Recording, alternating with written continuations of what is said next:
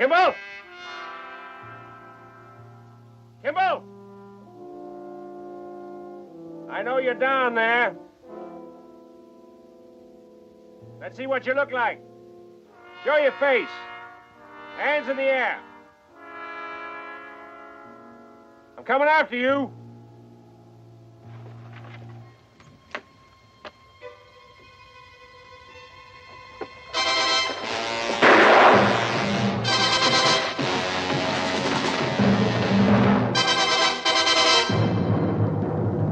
The Fugitive. A QM production. Starring David Jansen as Dr. Richard Kimball, an innocent victim of blind justice, falsely convicted for the murder of his wife. Reprieved by fate when a train wreck freed him en route to the death house. Freed him to hide in lonely desperation, to change his identity, to toil at many jobs. Freed him to search for a one-armed man he saw leave the scene of the crime. Freed him to run before the relentless pursuit of the police lieutenant obsessed with his capture. The guest stars in tonight's story: Hope Lang, Mark Richmond, Jaime Sanchez. Tonight's episode, The Last Oasis.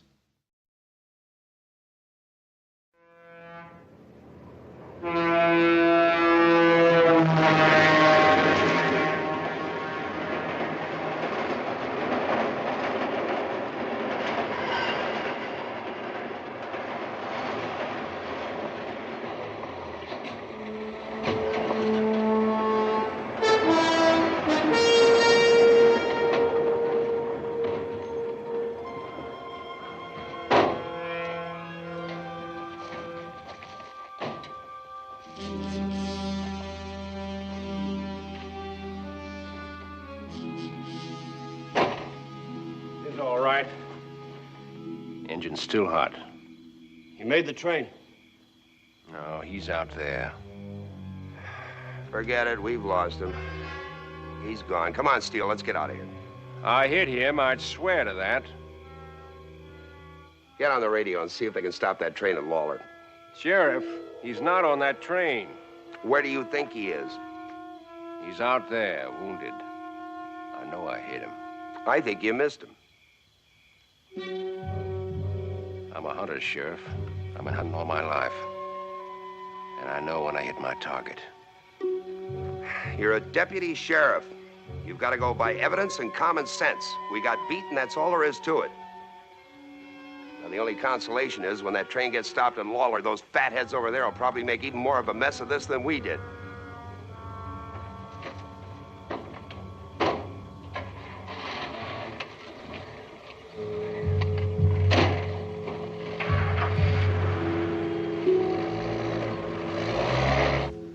A fugitive has many enemies.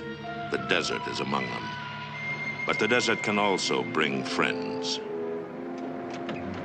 Hey, hang on, kid. This is America. 100 years ago, our forefathers roamed this country wiping out the buffalo, while the white man roamed this country wiping out our forefathers.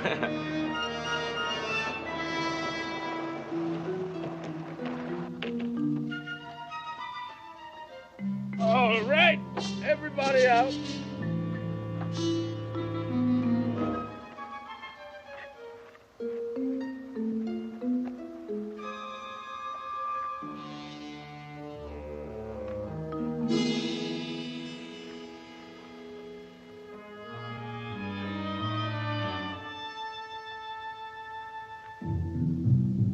Learn a trade, they say. Become something. Become what? An Indian accountant? Sam! Hey, kiddo, how are you? What's new? There's someone over there. Hey, kid, you're getting desert fever. Cool it, man. We'll be home soon. No, there's somebody over there. Somebody dead.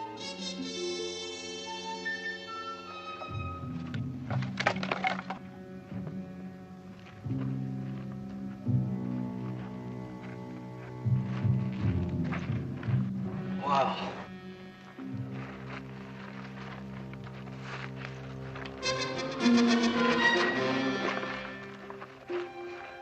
Hey, mister. Hey, mister, are you with it? Hey,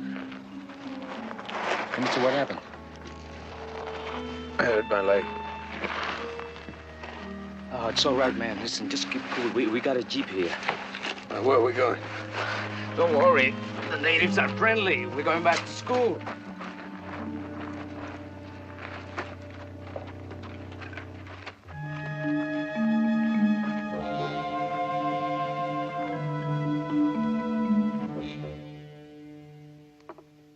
All right, Johnny Red Horse. How would you have done it? How would you have handled the feeling of being a stranger in your own land? I would have gone to war. And lost.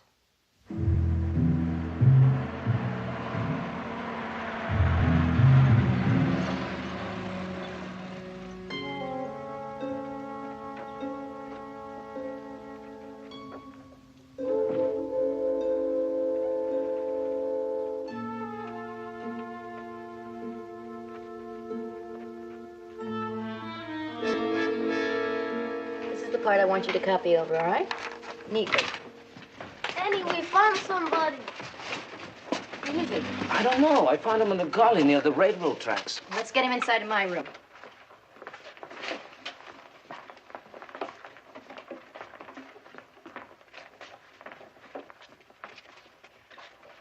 You take charge, Sam. Yes, ma'am. Now, hear this.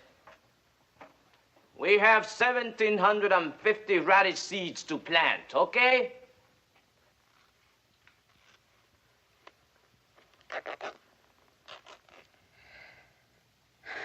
That must have been some party. Who was shooting at you? Listen, this isn't a police station. You're in bad shape, my friend. I'm going to get you a doctor. I don't want a doctor. You want to lose the leg? I want to lose the leg. It's not that bad.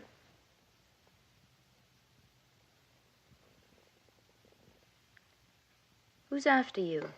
Who chased you into that gully? The bullet isn't in that deep. Get someone to help me dig it up. I'll do it.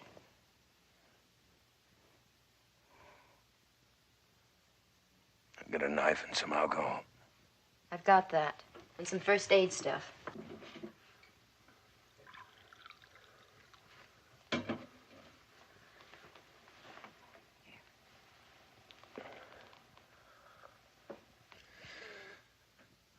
What is this place? It's a school. In the middle of a desert? Yes, in the middle of the desert. Do I boil these things? Hold them over the fire. What do you do here? I'm the teacher, Annie Johnson. Who are you? My name's David Morrow.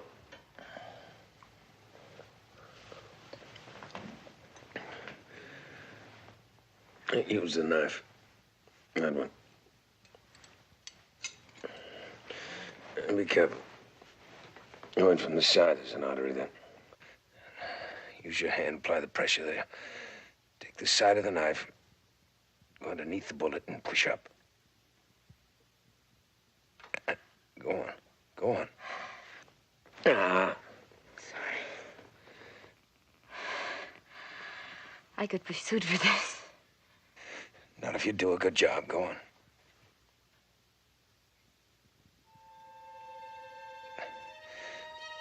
Keep applying the pressure with your hand.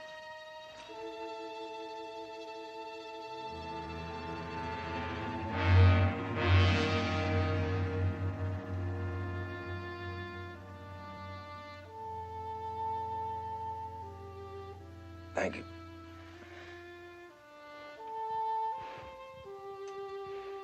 Hand me the first aid kit.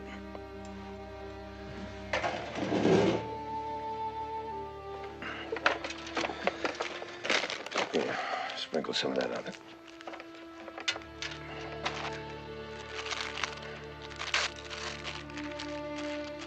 You must have had an awful lot of experience getting shot at.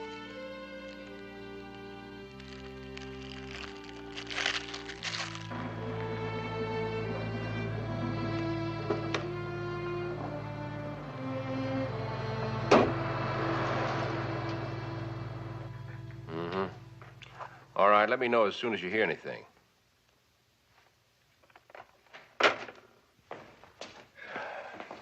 They stopped the train at Lawler, and they didn't find him. Which means exactly nothing. It's a big country. There's lots of places for a man to hide in. Well, how about you getting out of here? Go home. Introduce yourself to your wife and kids. They're nice people. You might even like them if you got to know them. Yeah. Where's Kimball? Kimball is none of your business. Oh, that's very funny. I thought I was a police officer. You're a deputy sheriff of Puma County. Kimball is no longer your business. Kimball belongs to Lawler. Your business is that pothole up on Main Street, or Cy Benson's stolen pickup. Kimball did not get on that train. You saw his car. And we saw the train go by. And we assumed he was on it. You ever murder anyone, Sheriff? You ever run away from the law? Well, Kimball did. For 3 years, and he's still free. 3 years, and nobody's caught up with him yet. Which means he's a lot smarter than all the dumb cops and sheriffs who've been chasing him all across the country. But not smarter than Jimmy Steele.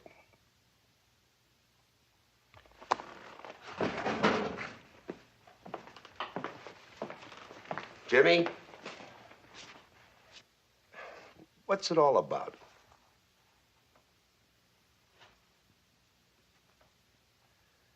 A long time ago when I was a kid, before I came here, I lived in a small town you probably never even heard of. My father was marshal of that town. One day a man came through that territory, a man much like Kimball.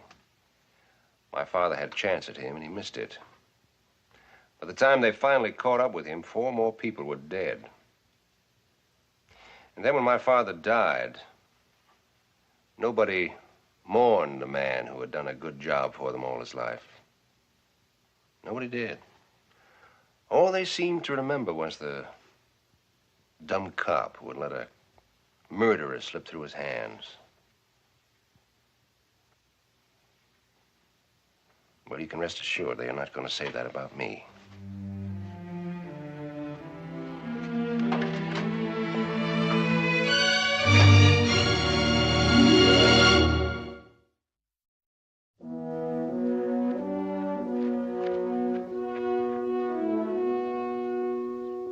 Now, here we have Petunia, and there we have Whitey. Now, Petunia isn't as smart as Whitey, but she knows something that Whitey doesn't know.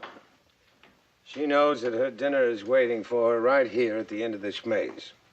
And she knows how to get here because she's been through the maze before.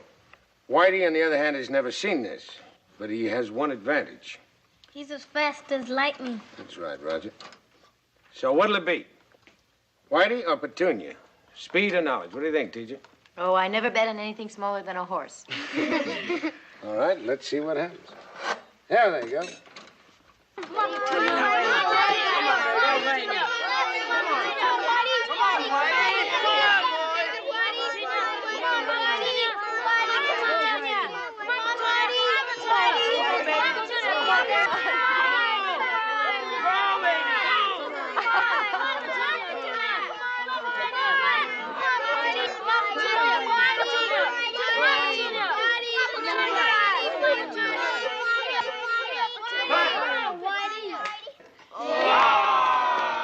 Okay, everybody, lunchtime. Anybody who's not in the dining room in 5 seconds is in big trouble.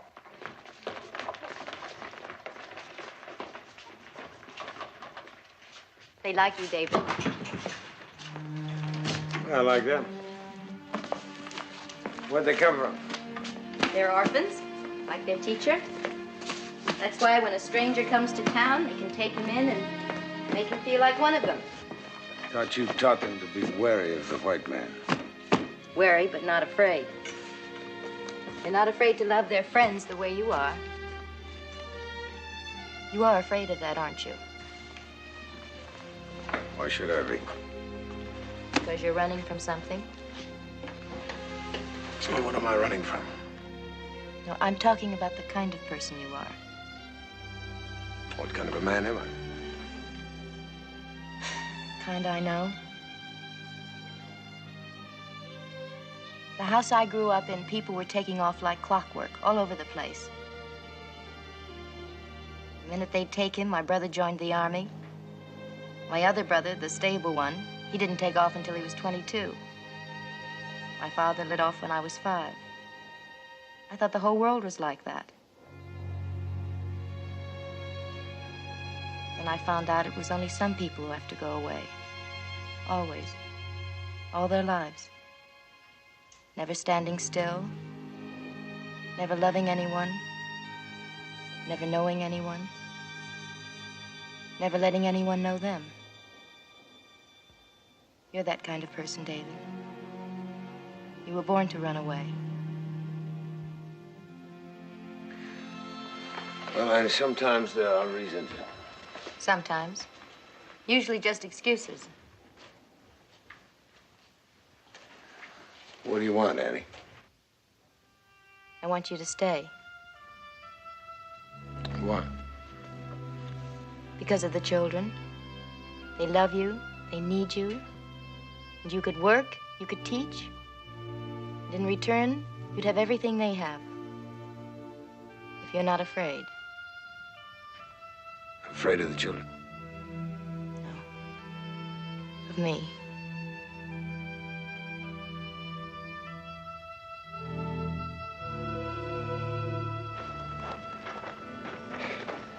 You got some small idea of what Sheriff Price is going to say when he finds out we've been spending our time poking through gullies?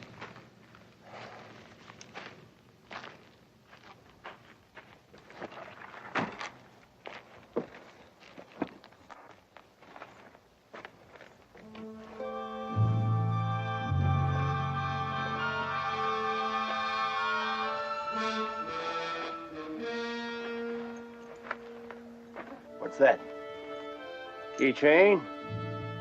It's still shiny. There's no rust. So what if there's no rust? This is the desert. Hasn't rained out here for at least 2 months. Anybody could have dropped that there any time. Maybe. Or maybe it belonged to Kimball. Well, even if it did, he's been gone 10 days. Price has already marked him up. Kelton. The sheriff won't be back till Tuesday. That gives us 3 whole days. Cover 1,000 square miles. 15 towns, 100 ranches, every nook and corner of the desert. You're only one man, Jimmy. So's Kimball. Let's get started.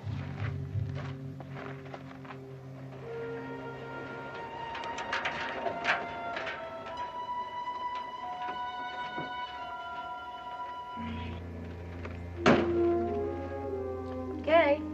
Fine. All right. Good. Fine. Okay.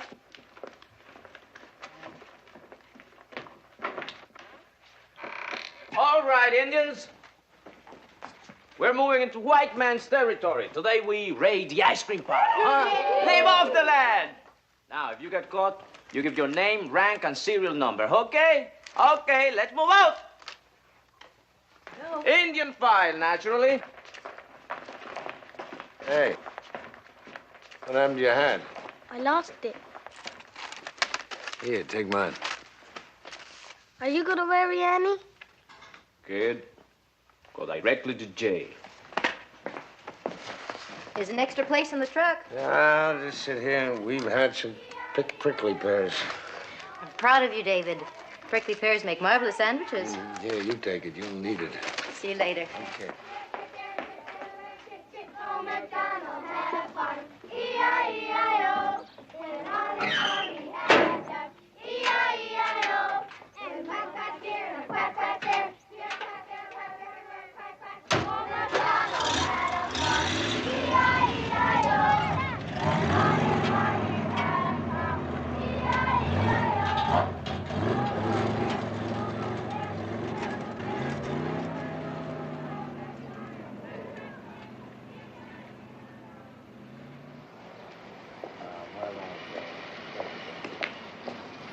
Hi, Sam. Hi, Chief.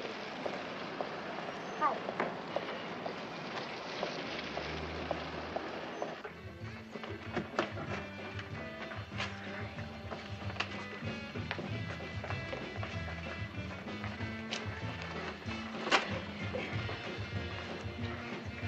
Hi, partner. How's the ice cream? Coconut marshmallow. Wanna bite? No, thanks. I'm strictly a vanilla man. It's a great hat you've got there. David made it. David makes all kinds of things. He's a genius. Is he a new teacher? No. Well, is he still there? Is who still where, Danny? Oh, hi, Miss Johnson. Is who still where? The man that made this hat. You want one for yourself? I think you'd look a little silly wearing one, don't you? My kid won't. He's big enough to wear it. He just turned 12 today. Now, look, Roger. You willing to trade for it? Even up? Roger, Mr. O'Hara's offering you a deal. That's a beautiful knife.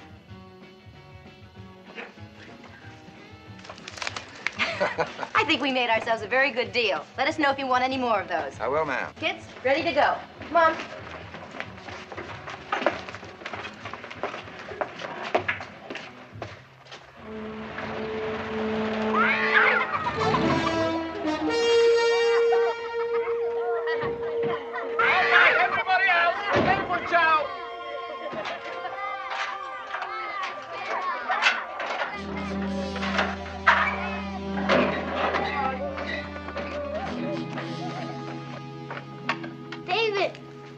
David, Oh, Roger.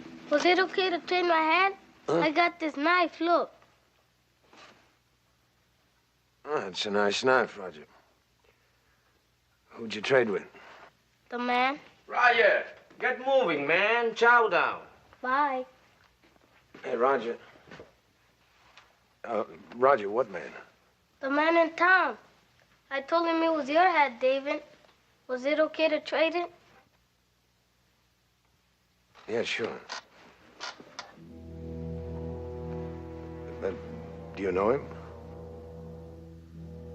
What did he look like? He had a star in his shirt, a gold star. Was a man with a star. Just a man, Roger. You go ahead.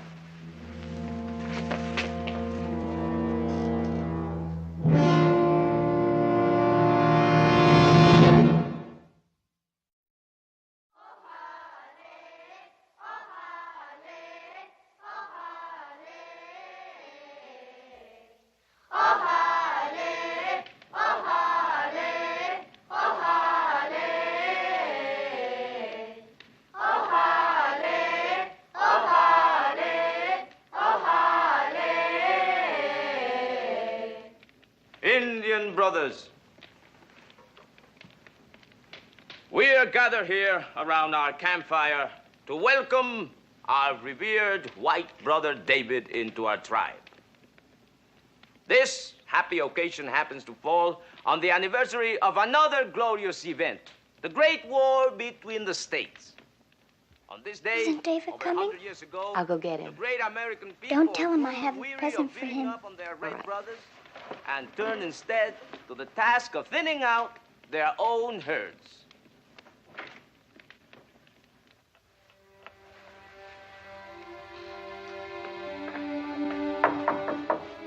David? Yep. I'm sorry to disturb you, but I was sent here by a large tribe of restless Indians with orders to bring you back alive. I can't come, Annie. Why? I have to go. Why?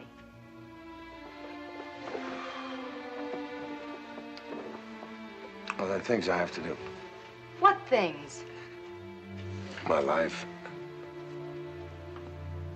Things I can't explain. I didn't ask you to. We didn't ask anything of you. You did your work. You don't owe us anything. In a way, I owe you my life.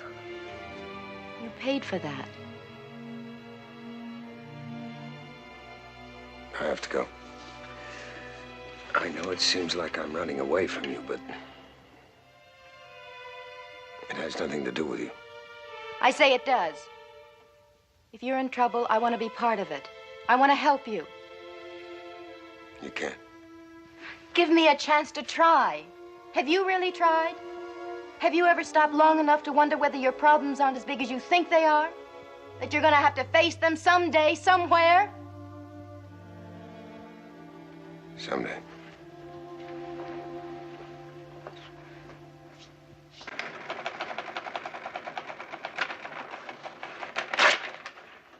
Did you know that an Asian snapping whippet is not Asian, is not a whippet, and does not snap? All right, Actually- listen. Report just came in on that keychain. Kimball's print was on the medallion. He was in that gully, and we had him. Wow. Yeah, wow. But that was almost 2 weeks ago. If he wasn't on that train, where is he? Where'd he go and how far? Maybe into the desert. Into the desert. No, he wouldn't have gotten 2 miles. Well, he could have waited in the gully for the next train, or the one after. I don't think so. Lawler would have picked him up. No, we're just trying it on.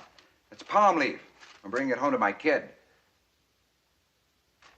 A new man at the Indian school turned that out. It's a pretty good job, if you ask me. Well, that's pretty nice, Danny. Now, if we could return for a moment to some serious police problems like... Wait a minute. What man? I don't know. New teacher, I guess. There isn't any new teacher out at that school. Now, Kimball might have hopped the next train, but he didn't. We shot him, and he was hurt. And he was hurt too bad to hop the next freight to Lawler. And hurt too bad even to make it on foot to Kittyville or anywhere else. Here's where he is.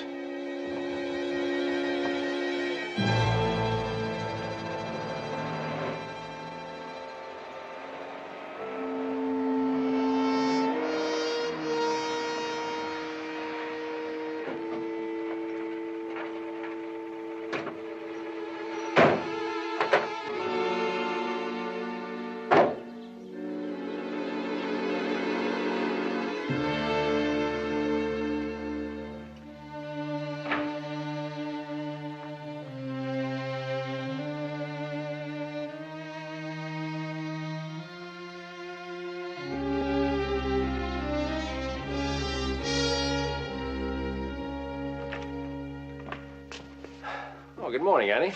Somebody forget to pay a parking ticket? What's Deputy Kelton doing out there? We're looking for a man named Richard Kimball.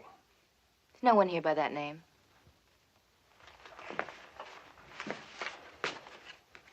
Is the man? Sorry, that's not a very good picture. Where do you think you're going? Oh, Annie, I'm allowed. Your school's outside the Indian reservation. We have jurisdiction here. This is private property. I know that, Annie. We just want to apprehend a criminal. Not without a warrant, James.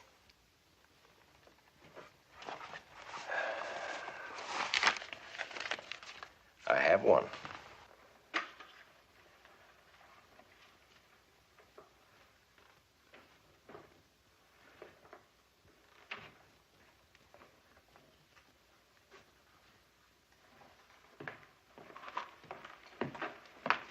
He's not here anymore. How long has he been gone? Look, Andy, you may not care for the police. That's right. Oh, if I were a rich old maid living in a mansion in Yuma Heights, I might like the police very much. It's your law, same as everyone else's. Is it? Yep. Tell that to my kids. Tell it to their fathers who died drunk in the gullies when that law you're so proud of drove them off their own land.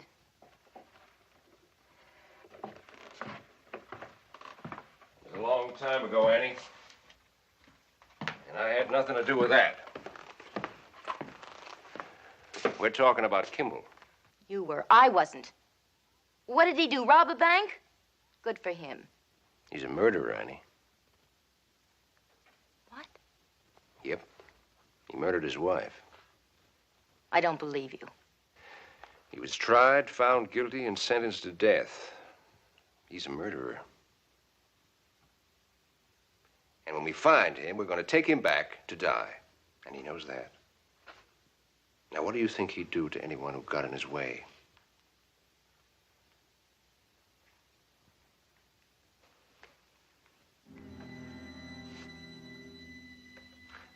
Annie, how long has he been gone?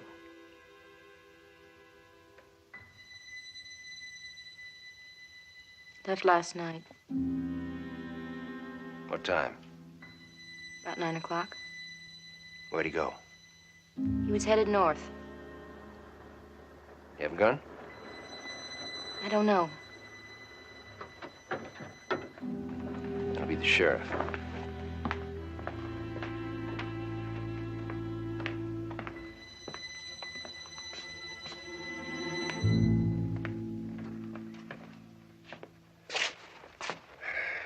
Morning, ma'am. Morning. Sheriff? Got the message. Must be something pretty big to break me out here before breakfast. All right, Steele, what's the big emergency that leaves the radio operator in charge of Puma's law enforcement and has me chasing across the desert at dawn? Kids throwing inkwells? Sheriff Kimball was here. Was he? Yes. How long? 10, 12 days. How much of a jump has he got? Maybe 9 hours. All right, where do you think he went? She says he went up north. Oh, north. That could mean any place. The road to the North Branch is all over the map. I think we still have time to pin him down. How, Deputy?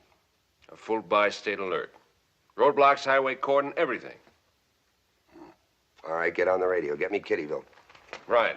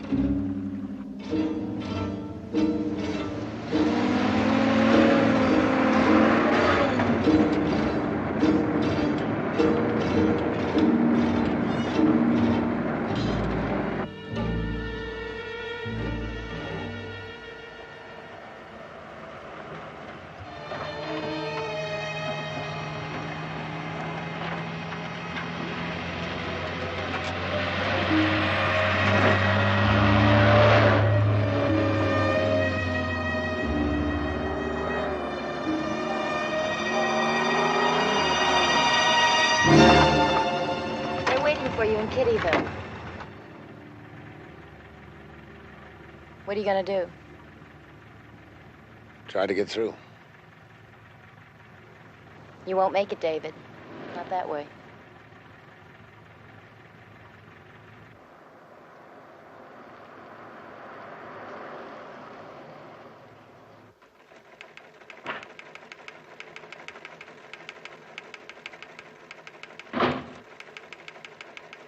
I hope you're getting the baseball scores. We sure haven't been getting anything else. Roadblocks check in? Yep. He'll show up. I've seen bloodhounds that weren't as stubborn as that. When will he show up? It's been 16 hours since you say he left. Where is he? He'll show up. Well, how long do we have to wait for him? A day? A month? All year? Look, Sheriff, let's keep the roadblocks. Please. I'm going to alert the guard for the helicopter standby. I'm going into the desert after him.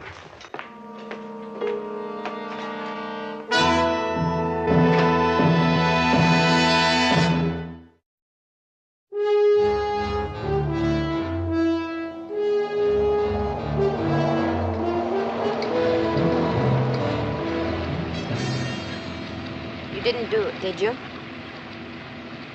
Your wife? No. We'll cross the border at the Santurce River. How far is it? 8 or 9 miles. From there, it's a day's walk to Hansero. When you get there, find a man by the name of Juan Gallivan.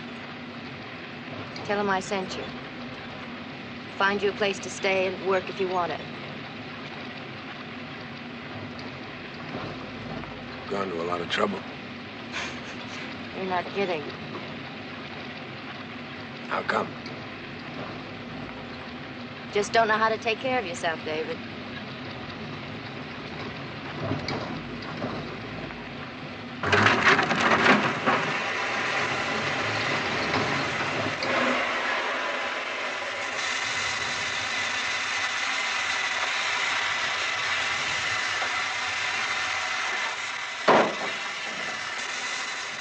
We're gonna have to walk. Let's get started. Listen, David, we're not gonna make it to Santuras. We've got 8 open miles of desert between here and the river. They've started a search. They're gonna find the Jeep before we're halfway across. In this open countryside, we'd be trapped. What else is there? The mountains. The long way to the border, but we'd have cover. We'd stand a chance.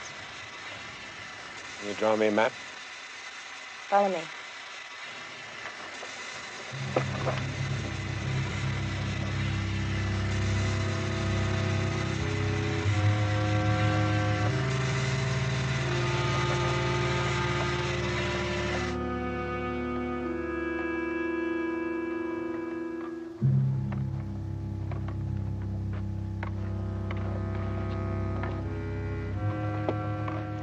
There's a cave up there.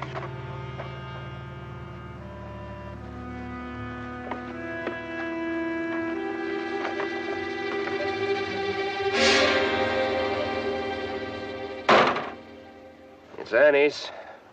I've expected more sense from her. The way the wind's blowing, you won't be able to find any tracks. Well, Jimmy, where'd they go? Hey, we're headed for the Santuras. Jeep breaks down, they leave the Jeep. They head out on foot. To the Santuras.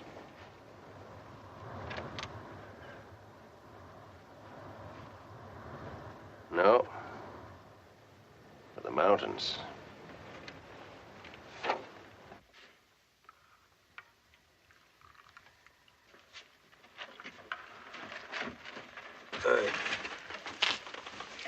When do we eat? Well, all you think about is food. No, I think about other things. The children. Taught them to take care of themselves.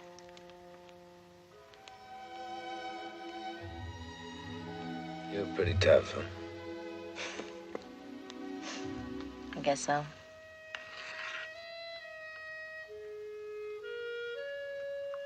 What are you thinking about? Thinking about you. What are you thinking about? The Santuras. Your friend and Ranchero. If I get there. And you and how much I want to stay.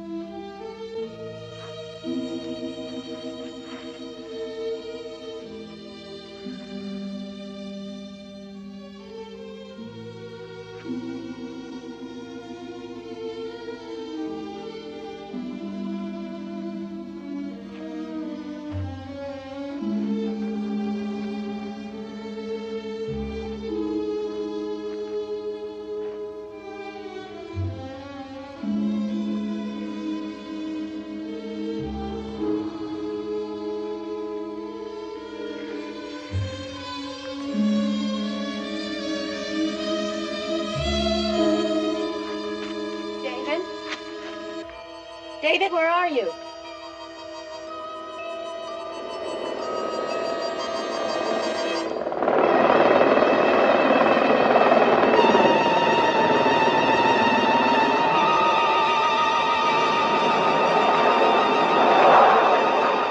Wait a minute. Hover a little back there. I think I saw something move.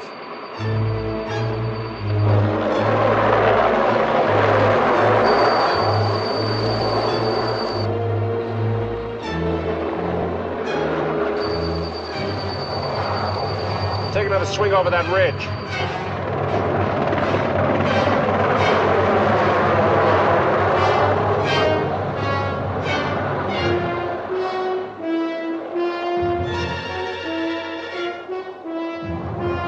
David! Get back!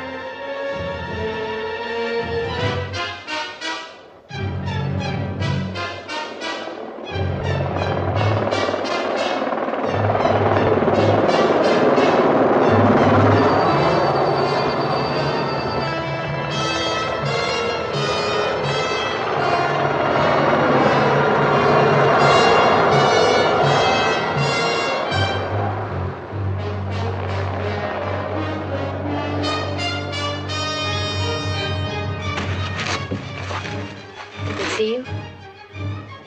They couldn't have missed.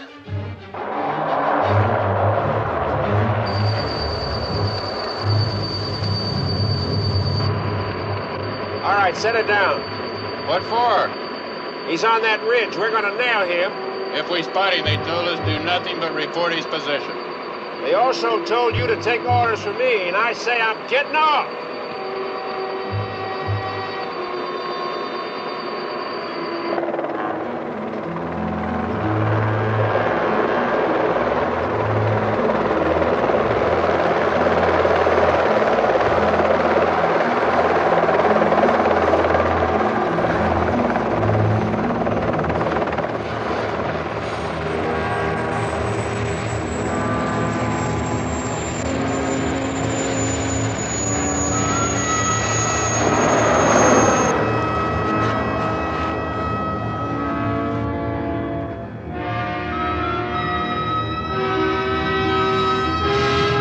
Kimball! Kimball! I know you're down there. Let's see what you look like. Show your face. Hands in the air. Kimball!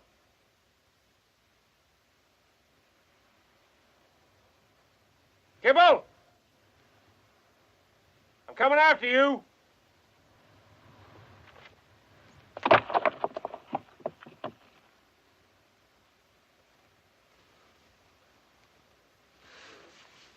You stay here. David! Please just stay here.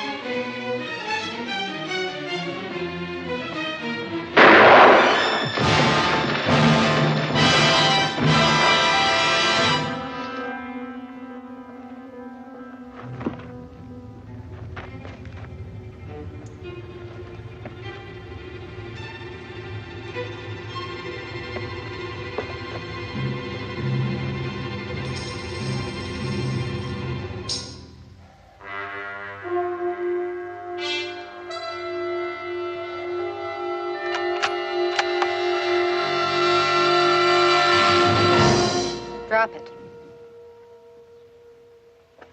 Drop it. Drop it. Don't be a fool, Annie. This man's a murderer. You were going to murder him. An unarmed man trapped in the desert. You could have called for help. He would have had to surrender. You came down from that helicopter to kill him. There's a law against that, Jimmy.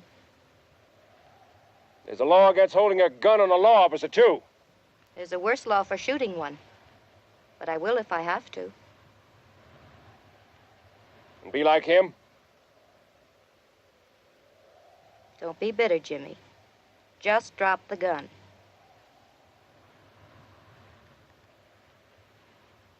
I don't think you'll do it. There's only one sure way to find out.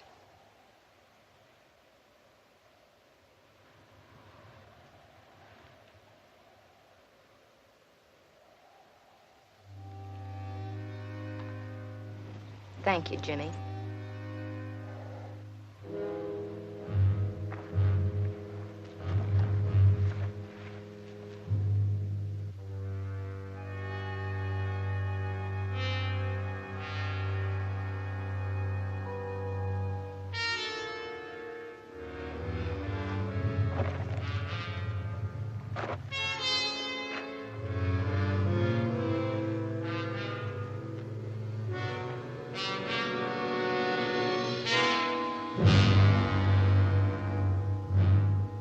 It was very foolish, Annie. You know, I'm going to have to report this when you get back to town. And I'll have to tell why I did it. And who knows? Maybe some nice district attorney will appreciate my having stopped a law officer from killing an unarmed man who wasn't even resisting arrest. Now, let's just settle back. We'll wait for your friends.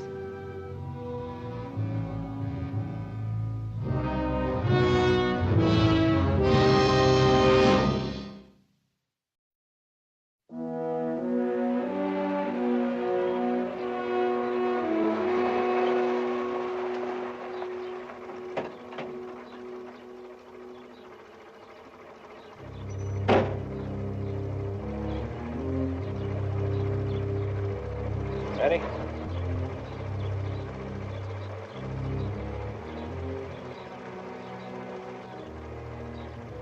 Thanks Not turning you in? for stopping me. I thought you wanted to shoot him. But what I wanted was to be a good cop. You gave me another crack at it. Tell me something. Would you have shot him? I would have this morning. I wouldn't now. Annie, you tell me something. Would you have shot me?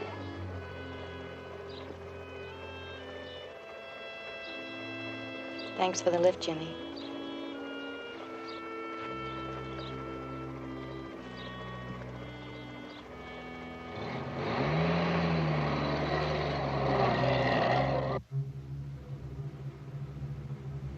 Cartel, amigo. I say mucho caliente. It is always hot. What have you got today? Tuna salad. That's all my wife knows how to make. Frijoles refritos and cheese enchiladas. Good deal. Adios, amigo. So long, friend.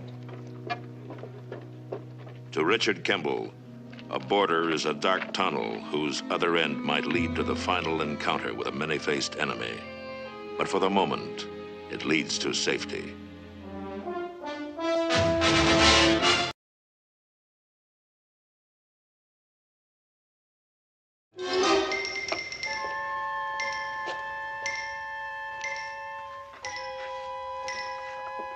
Mr. Sanders, what's going on? My hand.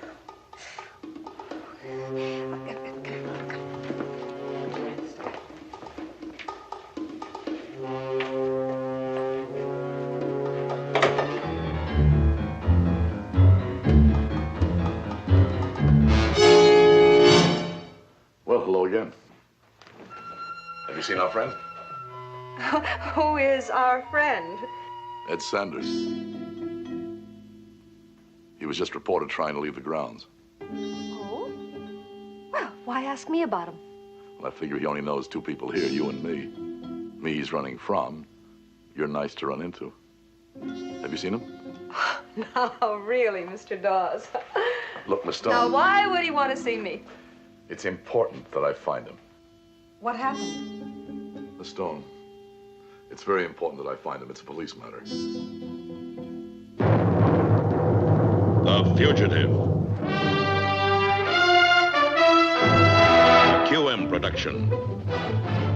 Starring David Jansen as Dr. Richard Kimball, an innocent victim of blind justice, falsely convicted for the murder of his wife. Reprieved by fate when a train wreck freed him en route to the death house.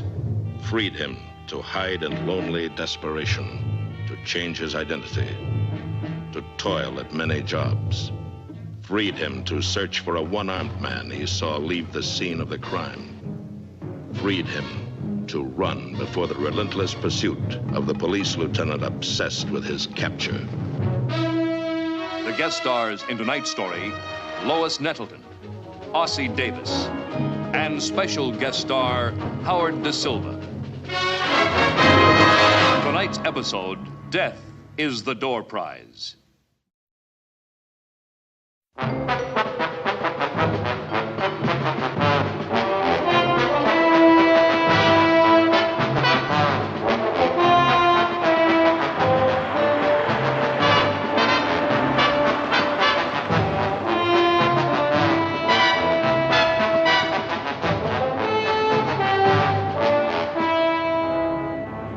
Fugitive, there must be a wariness in even the simplest chore, an extra sense sharpened by the twofold chase, the fugitive hunted and the fugitive hunting.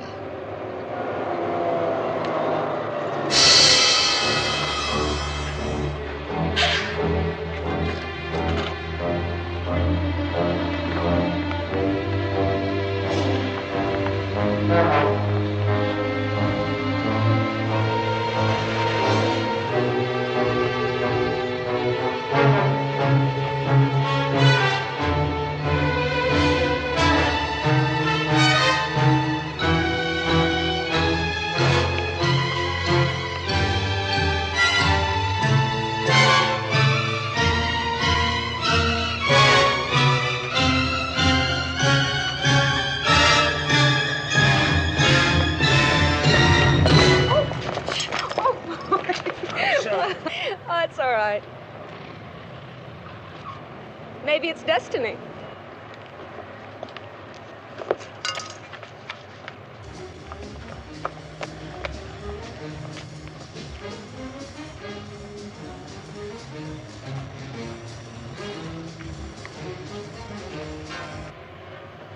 Officer, I just saw a pickpocket. Where? Over there. Bumped into a woman and took her wallet. Can you point him out? Has dark hair and a brown jacket. No, don't see him. She's gone, too. A brown tweed jacket? Yeah, brown tweed. Thanks. We'll keep a lookout for him.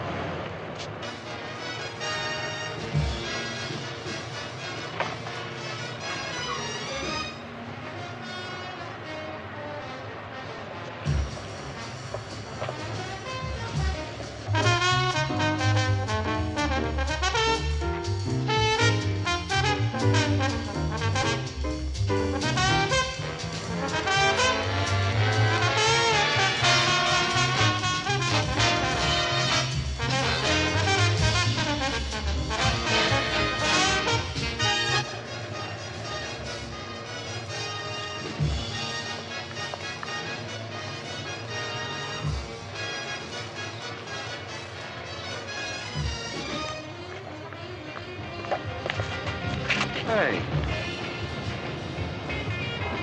I'm sorry.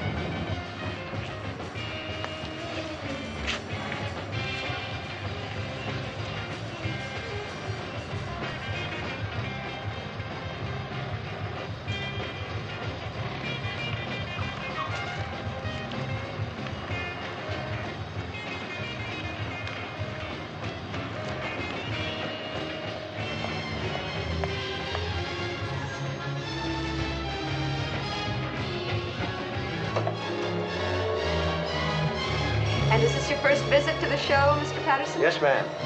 I'm from Texas, visiting relatives. Oh, you're a long way from home. Yes, ma'am. This ADF, that's a Texas company. Uh-huh. And I'm thinking of buying into it. Well, I'm sure you won't regret it. No, ma'am. I've been studying its growth. Well, and now, I've come we'll to just play this back. I'm sure you'll be pleased with our home videotape recorder. There we go. And is this your first visit to the show, Mr. Patterson? Yes, ma'am. I'm from Texas, visiting relatives. Well, you're a long way from home. Yes, ma'am. This ABF, that's a Texas company. Uh-huh. And I'm thinking of buying into it. Well, I'm sure you won't regret it. No, ma'am. I've been studying its progress. There we are. Well, now, if that don't beat everything I see. Thank you, Mr. They're Patterson. making these things It's been now. a pleasure talking with you. Yes, ma'am. How do you do, sir? How do you do? Well, thank you, Mr. Sanders, Ed Sanders. It's all there. Oh, I'm sorry, of course. Well, it's a pleasure to meet an honest man, Mr. Sanders. Thank you. I'm trying to think of a suitable reward. That's it. You know, when I missed it, I did think for a moment that, but then I said to myself, no, he couldn't.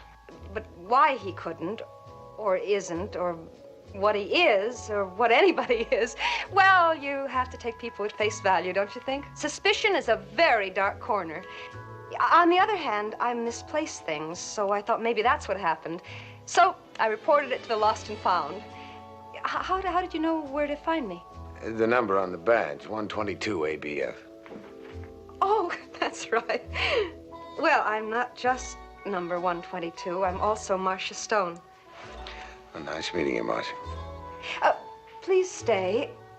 We have a fine exhibit, and my job is demonstrating our handy little home videotape recorder. No, thank you. Oh. Well, most people are curious about the way they look and sound. Well, I guess I'm just not. Well, wouldn't you like to at least look at our display? Some other time, thank you.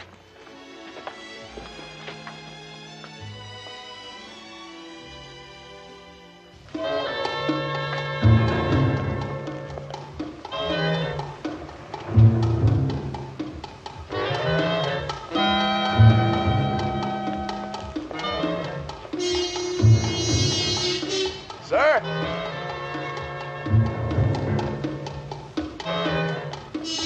I want to talk to you.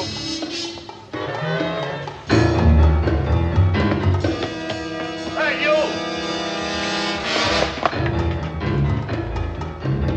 Stop that, man!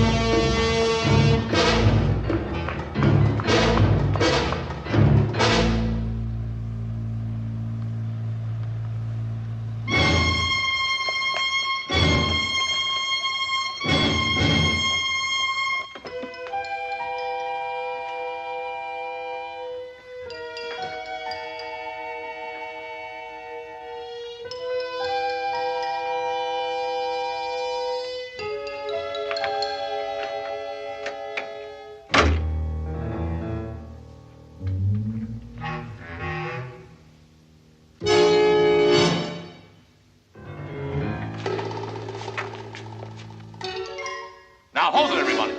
Just hold it.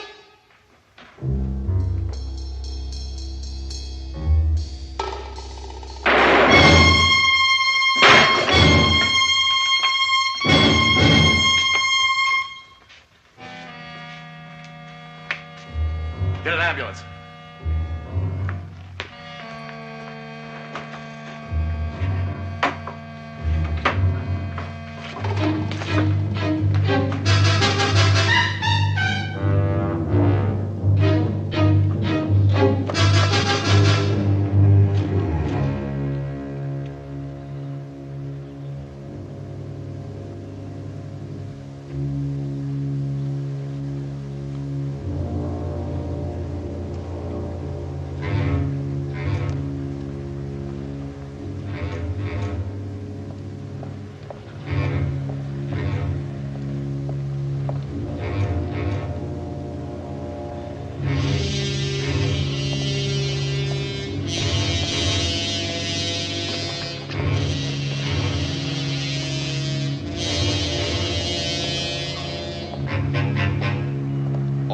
guards alert. Pickpocket on the grounds. Male Caucasian, 35, about 6 foot, torn brown tweed jacket and cut hand. May be dangerous. Approach with caution. Security guards, block all exits. Repeat. Pickpocket, male Caucasian, 35, about 6 foot, torn brown tweed jacket and cut hand. May be dangerous. Approach with caution.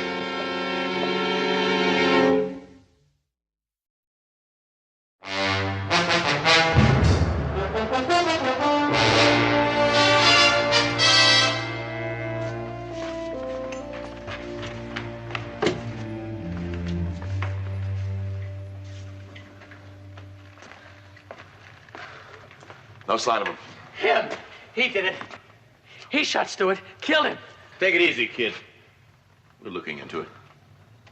Hi, Pete. Johnny? We lost the pickpocket, Chief. Checked everywhere.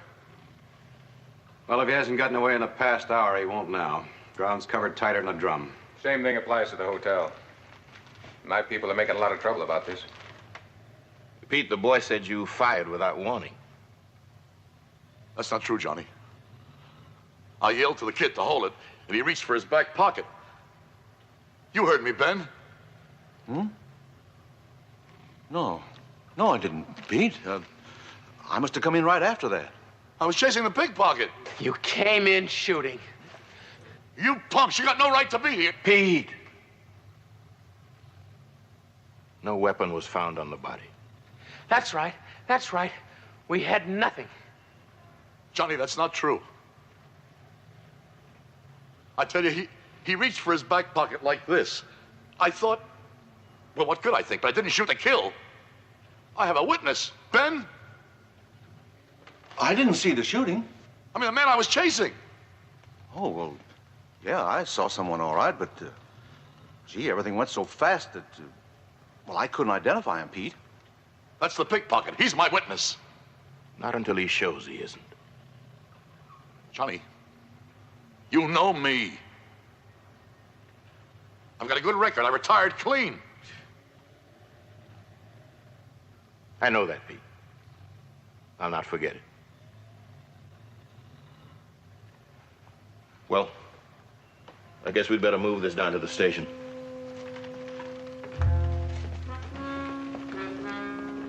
Sorry, Pete.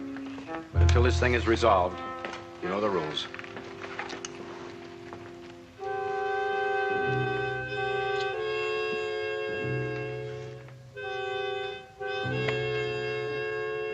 I didn't shoot to kill.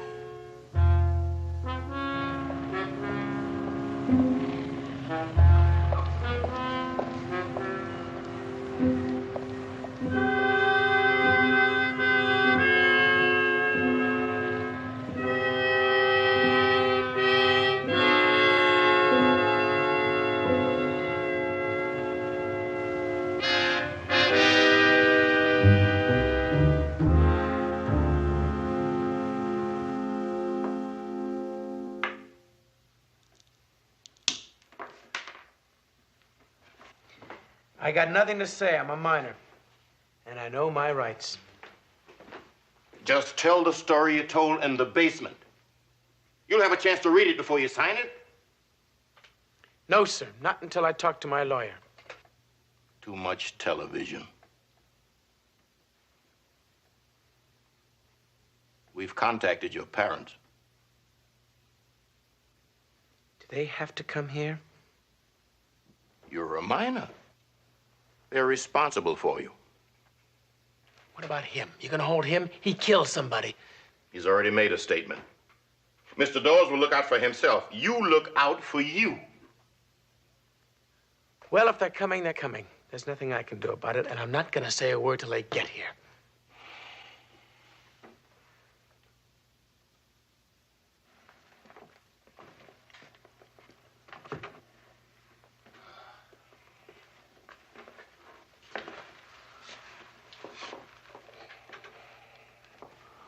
I'm in trouble.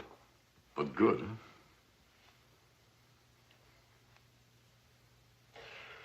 You know the routine. Coroner's inquest. with more than the usual amount of noise because it's an ex-cop involved with a minor.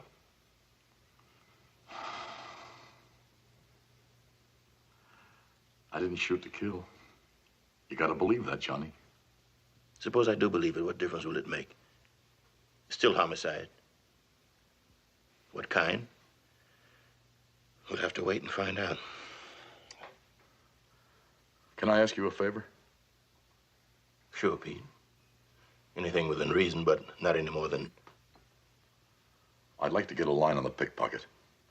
He might have a record. Files will tell me who he is. You're wasting your time. My time to waste. And I might end up with an awful lot of it. Okay. You know where the files are. Thanks, Johnny. Pete, I have to do this by the book. Just like you would have to. Hey, where's he going? If you're not gonna hold him, why hold me? He killed somebody, I didn't. All right, kid.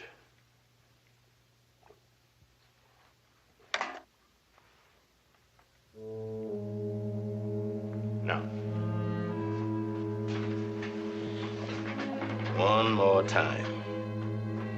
What were you and your buddy doing down in that basement storeroom?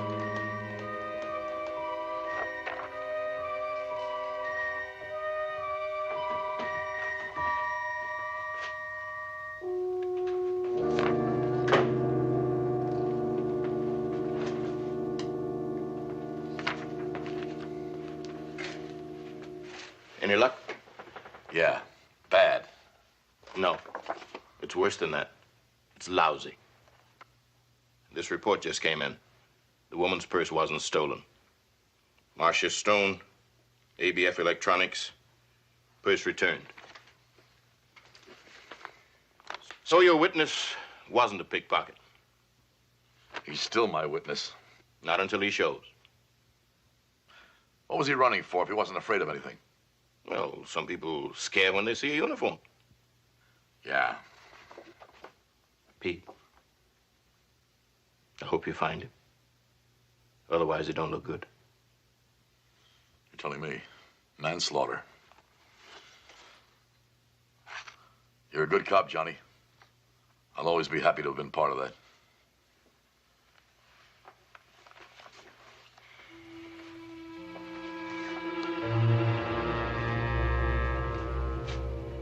Wait a minute. You find something?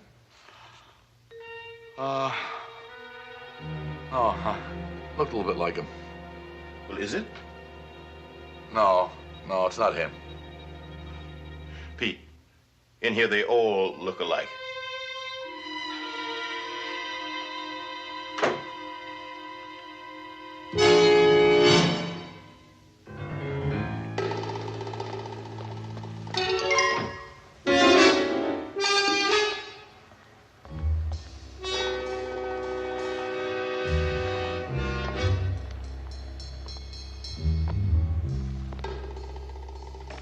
But I don't understand. I didn't report my wallet to the police. Your lost and found did. When Mr. Sanders, you said his name was, returned it, did you talk with him? I thanked him, and that was it. Did he say anything? Anything about himself, I mean. No. Why should he? Did you demonstrate this gadget to him? I started to, but he stopped me. Did you get anything on tape? I might have. Would you show it to me, please? Mm-hmm. Let me see. That was just before noon, wasn't it? Let's see how good I am.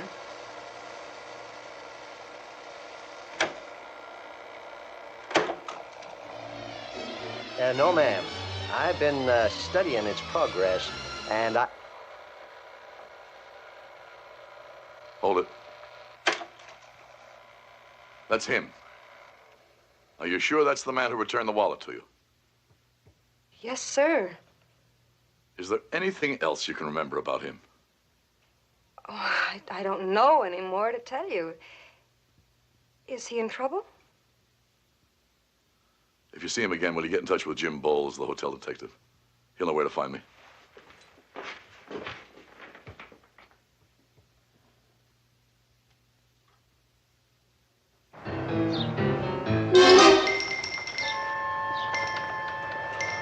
sir.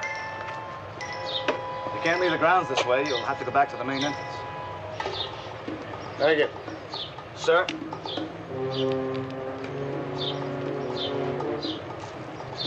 Let me see your hand. No, the other one.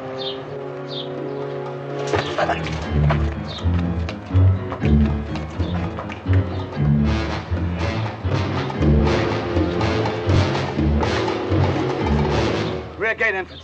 Get me the chief.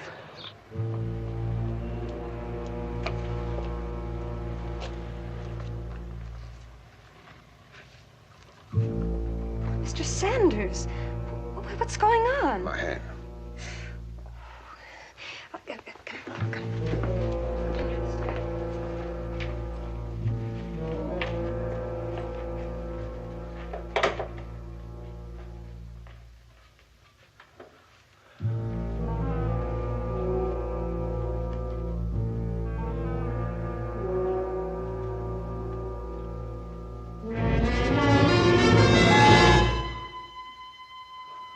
Well, hello again. Have you seen our friend? Who is our friend? Ed Sanders. Really, Mr. Dawes, I only talked to you a little while ago. I mean, since. He was just reported trying to leave the grounds. Oh? Well, why ask me about him? Well, I figure he only knows two people here, you and me. Me, he's running from. You're nice to run into. Have you seen him? No, really, Mr. Dawes. Look, Miss Stone. Now, why would he want to see me? It's important that I find him. What happened? He knows. You're being very mysterious. Miss Stone, it's very important that I find him. It's a police matter. Have you seen him? I'll tell you where I'm hiding him if you tell me why you want him. I'm sorry, I didn't mean to come on like gangbusters. Is there anything else you know about him you haven't told me? No? Miss Stone? Oh, excuse me. How do you do? Would you be interested in a demonstration of our home video viewer? Excuse me.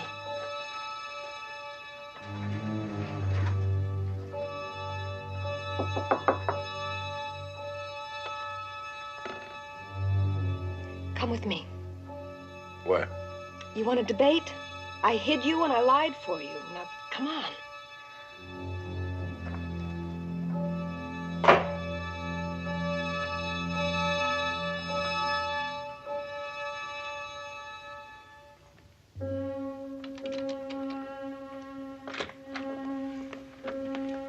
You'll be safe here, Mr. Sanders. I don't have any etchings. Relax. My home away from home. I live too far away to commute, so the show put me up here. Let me see your hand.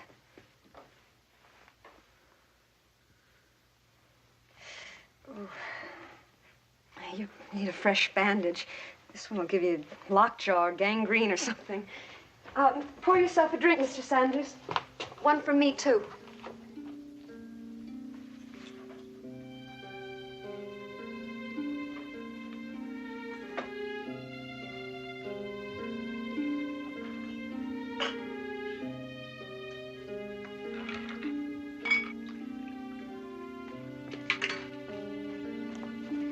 I've only got a few minutes before they'll start missing me. Why are you helping me? Don't get the wrong idea, Mr. Sanders. You returned my wallet. It had 2 weeks' salary in it. A working girl living dollar to dollar. Losing it could be a disaster. Cheers. Cheers.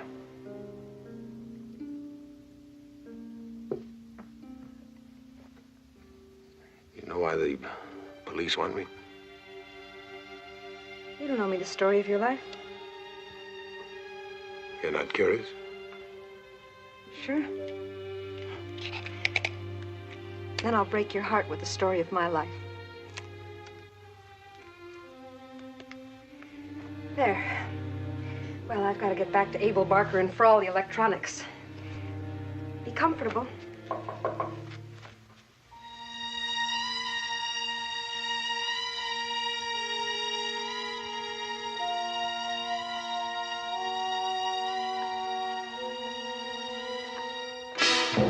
Excuse me, miss. We're looking for a man in a... Oh, well, so am I. If you find any spare ones. Yes, ma'am.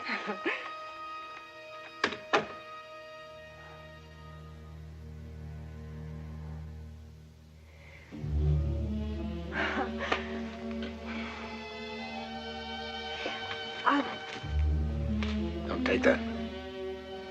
I was just going to have it repaired. It's not necessary. I can fix it if you'll give me a needle and thread. You'll never manage with that hand. Let me do it when I get back from work. Why don't you just lie down and rest?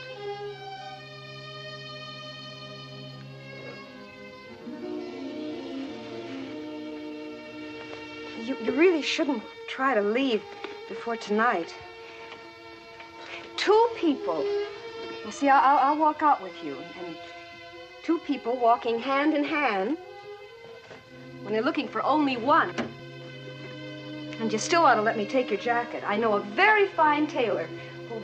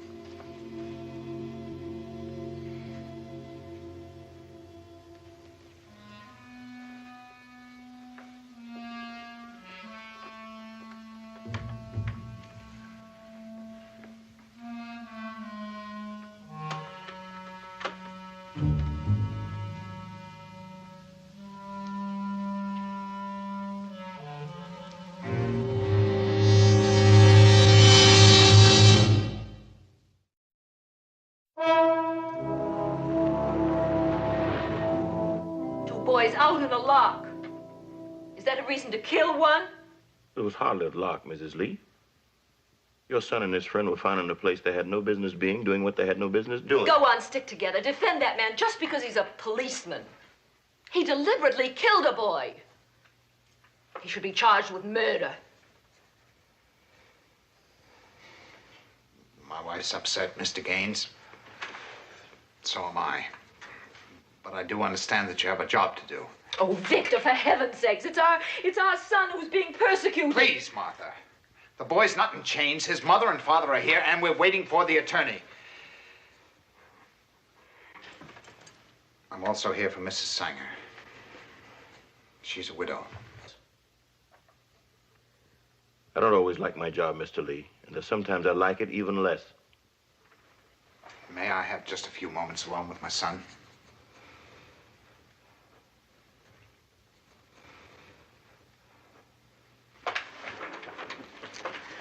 Gary, whatever made you get into this mess? It wasn't my fault. Believe me.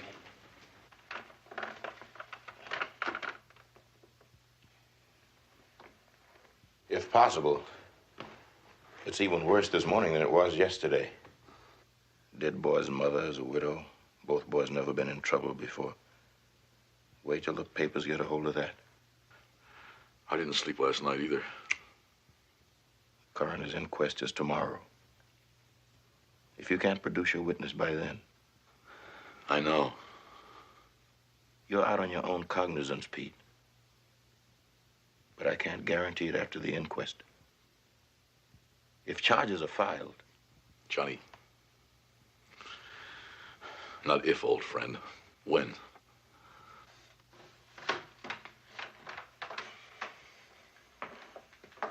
Good luck.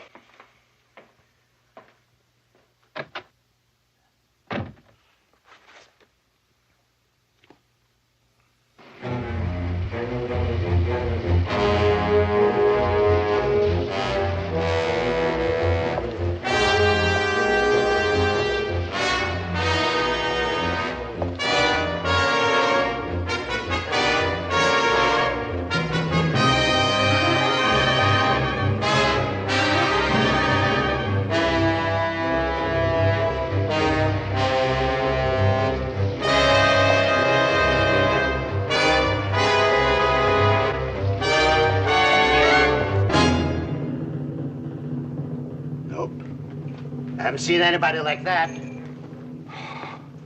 You're sure you didn't see him? Mister, I'm sure, I'm not sure. I get a lot of trench and trade from the hotel. Their shop is very expensive, you know. A few extra steps, and I'm a lot cheaper. And believe me, I do good work. It's a torn brown jacket, the left sleeve. You could have left it here for repair. It didn't happen. But tears? I get all kinds. Sleeves, buttons, pockets. But I'd remember, if a man brought in a brown jacket with a torn... Hold it up. Excuse me. You said a man. It was a woman who brought it in yesterday. Beautiful woman. Did she leave her name? Stone, the hotel. How soon will she pick it up, do you think? From now on. Thank you.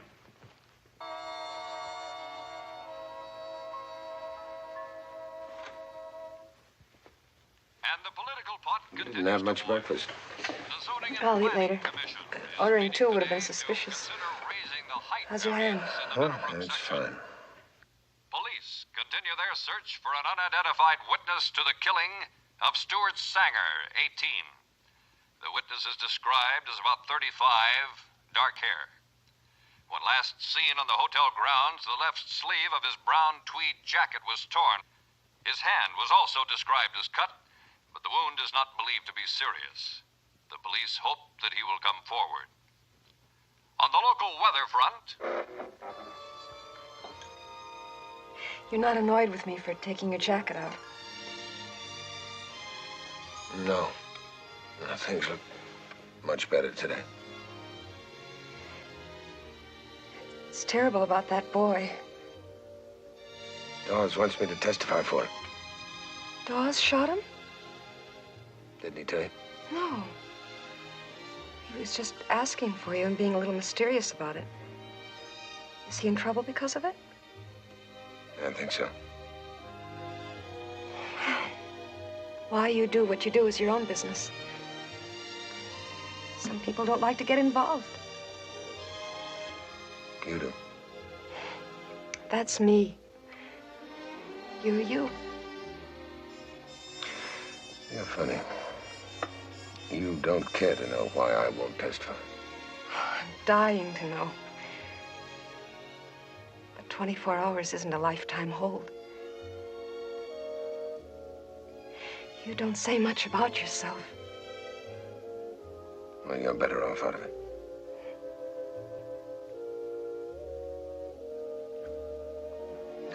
Well, I'll go get your jacket and report to work.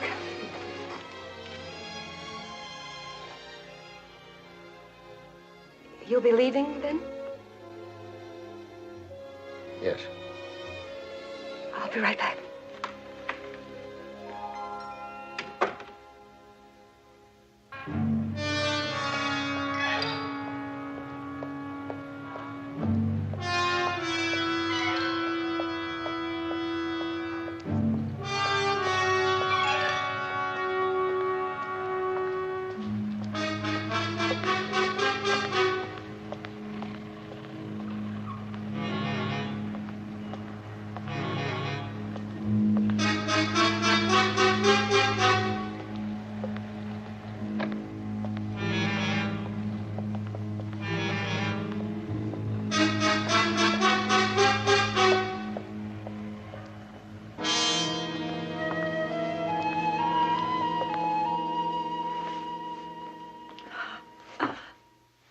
Good as new. Well, I want to thank you once again. Please. I'm sorry. No goodbyes. I mean, don't think of me as just kind. If you ever think of me again. No, don't say anything. I'll leave first. You wait a few minutes and then go. Goodbye. Goodbye. Good luck.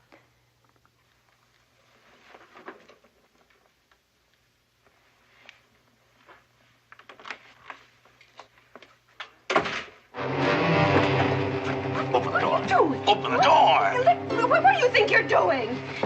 Let go of me or I'll scream! Your voice down. Mr. Dawes, I will not let you into my room! Beat it, lady, or I'll pull you in for harboring and hustling. Give me back my key!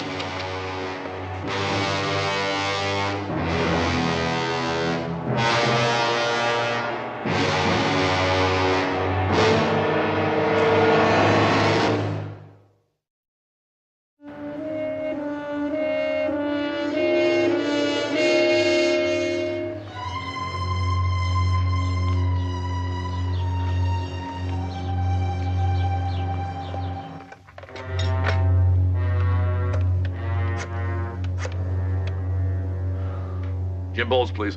Quickly.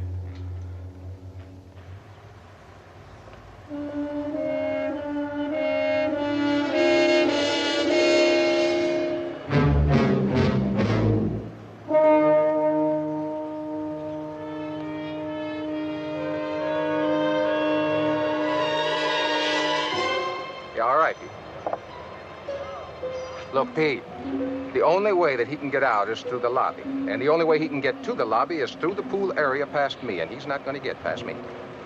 Now, if I see him...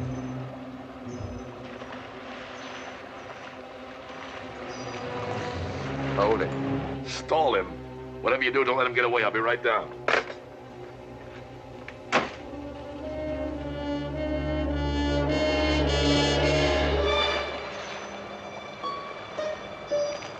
Sir. Good morning, sir. Good morning. Excuse me, sir, but could I help you? I don't think so. Well, you seemed a little lost. The hotel grounds are rather spacious. It's easy to get lost. I'm just fine, Vic. You know, I'm delighted to hear that. You know, we get nothing but complaints all day and all night. People wandering into the wrong bungalows. Oh, you'd be surprised at what actually does go on. Now, I can remember one time, Mr. I didn't get your name. Saunders. Oh, Mr. Saunders. Well, I remember one time... I'm very busy. Oh, just passing through the pool area. I'm trying to. Indeed. He's all yours. Thanks, Jim. I want to talk to you. Well, I don't want to talk to you. I think maybe you'd better. If you're not the police, you can't hold me. All I want is a quiet talk. Or would you rather make a complaint about me to the police? There's a quiet spot over there.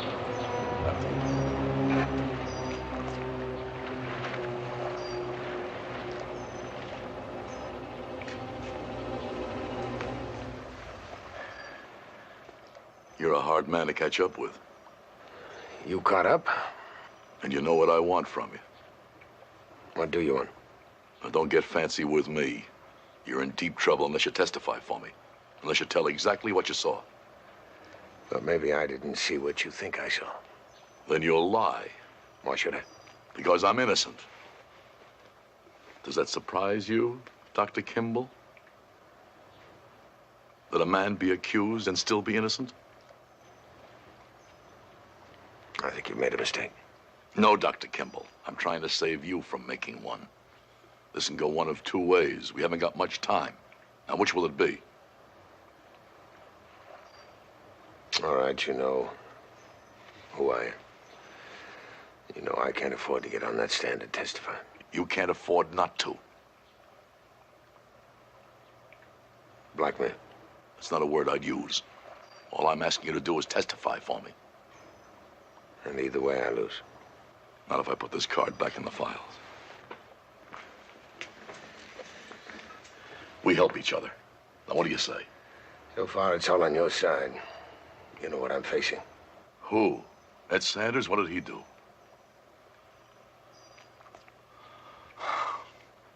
What do you think, I'll turn you in after you testify for me? You could. I wouldn't. You'll just have to take my word for that. It's still all my risk. Look, you haven't got much choice. Now, if you... This is wrong. I don't want to threaten you. I'm innocent. I didn't gun that kid down for kicks. I'm innocent too, or don't you believe that? I don't know, maybe yesterday I wouldn't have. But since then, I've had a short, hard lesson what could happen. And if I want you to take my word, I guess I just have to take yours. All I want is the truth. I mean it, just the truth. If you really believe that I coldly killed that boy, I'll let you walk out and keep walking. Yeah, things are a lot different than when they started. I meant what I just said. Look, I'm tossing my life in your lap. How do I get through to you? You just did.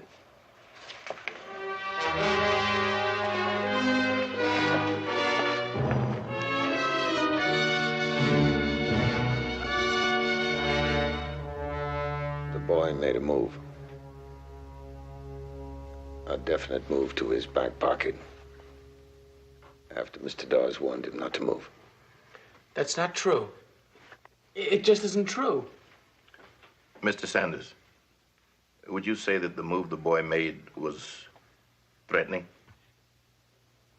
It looked that way. Victor? How do we know that this Mr. Sanders isn't a hired witness? Where was he yesterday? You know, the police are not above this kind of thing. I'm sorry, Lieutenant. This has been quite a shock to both of us. Lieutenant, will this go to trial? Not if Mr. Dawes is not charged. If your son corroborates Mr. Sanders, it won't. He can possibly be held to a juvenile hearing. Victor, you're agreeing to blackmail. It's this man's word against our boys. Our boy's a thief, Martha. So I can't be surprised if he'd lie as well. Dad, he's a killer, I'm not. Wasn't my fault that he comes down there and shoots Stu. Stewart is dead. Whatever happens to Mr. Dawes doesn't alter the mess that you're in.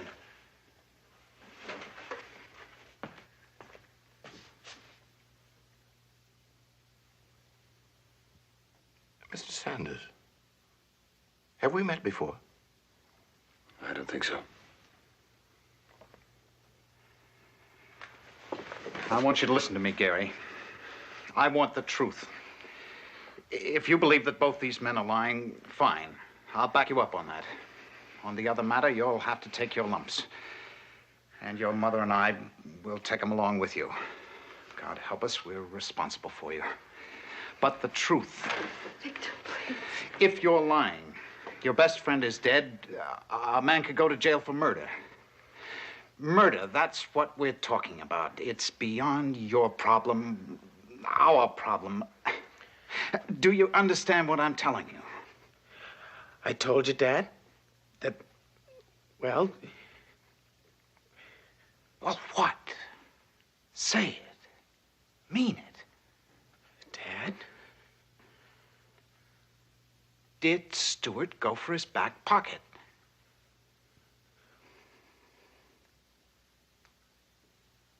Yes or no? Well...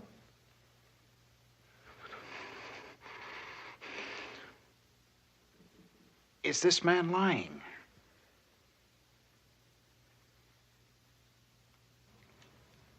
No. Louder. No! He's not lying.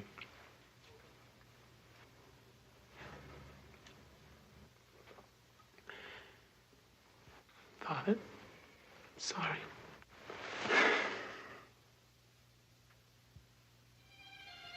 Thanks, Mr. Sanders. I'm sorry for any inconvenience we might have caused you.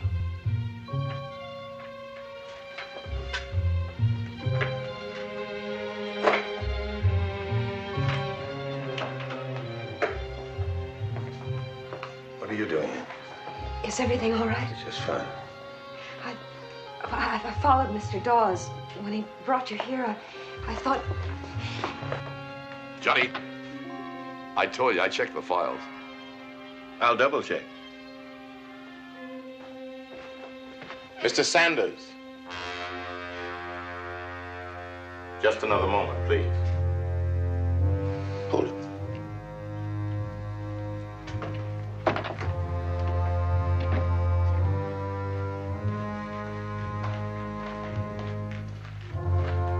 I'm sorry. We made a deal. I didn't tell him anything.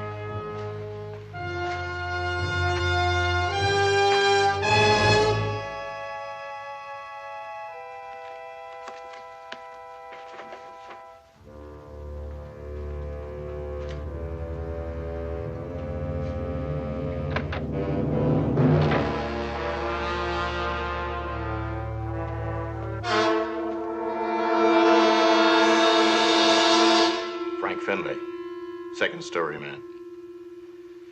If you were 3 inches shorter and 10 years older, you could be him. Sorry again. I appreciate your coming forward. I'll always be grateful.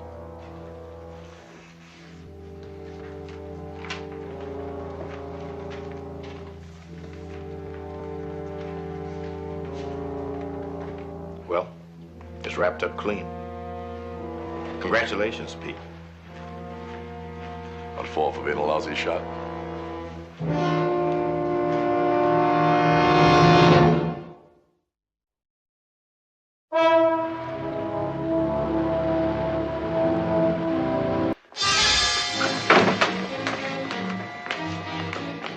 I want this man arrested. What's your name? Richard Kimball. He killed my wife 3 years ago. The Fugitive. A QM production. Starring David Jansen as Dr. Richard Kimball, an innocent victim of blind justice, falsely convicted for the murder of his wife. Reprieved by fate when a train wreck freed him en route to the death house. Freed him to hide in lonely desperation, to change his identity, to toil at many jobs. Freed him to search for a one-armed man he saw leave the scene of the crime. Freed him to run before the relentless pursuit of the police lieutenant obsessed with his capture. The guest stars in tonight's story, Carol Rawson, Michael Strong. Tonight's episode, A Clean and Quiet Town.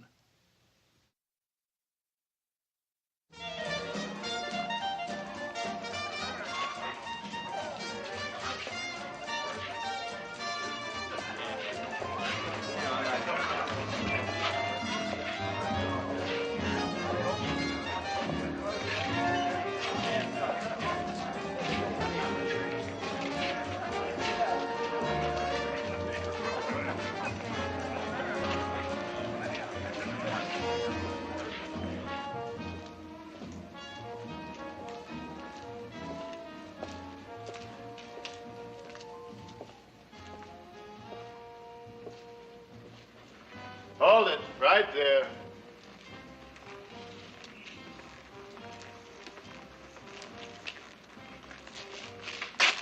In there.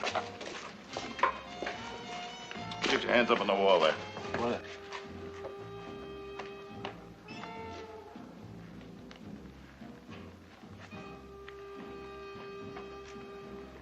Says here your name's Paul Miller, is that right? That's right. Turn around, Mr. Miller.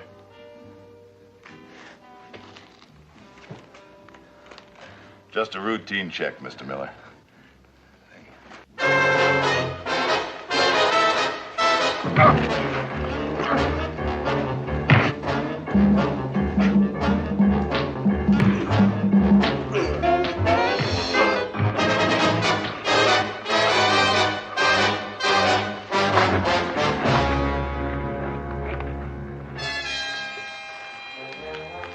You hear me, Miller? Get out of Clark City, quick and far, and stay out.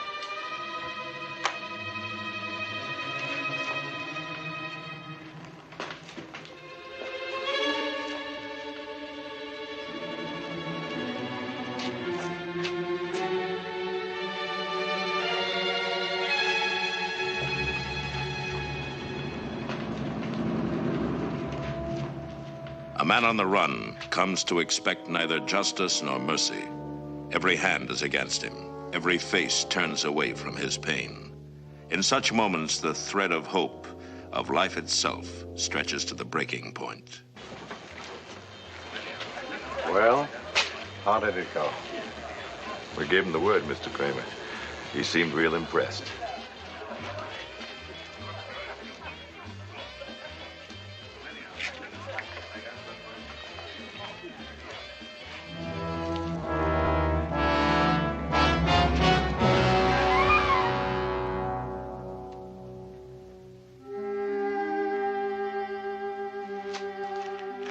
Thank you.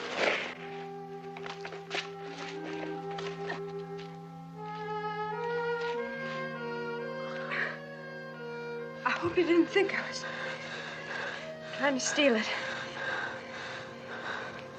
Listen, mister, you better get to a hospital. No hospital. I'll be all right. I'll be all right. Okay, come on.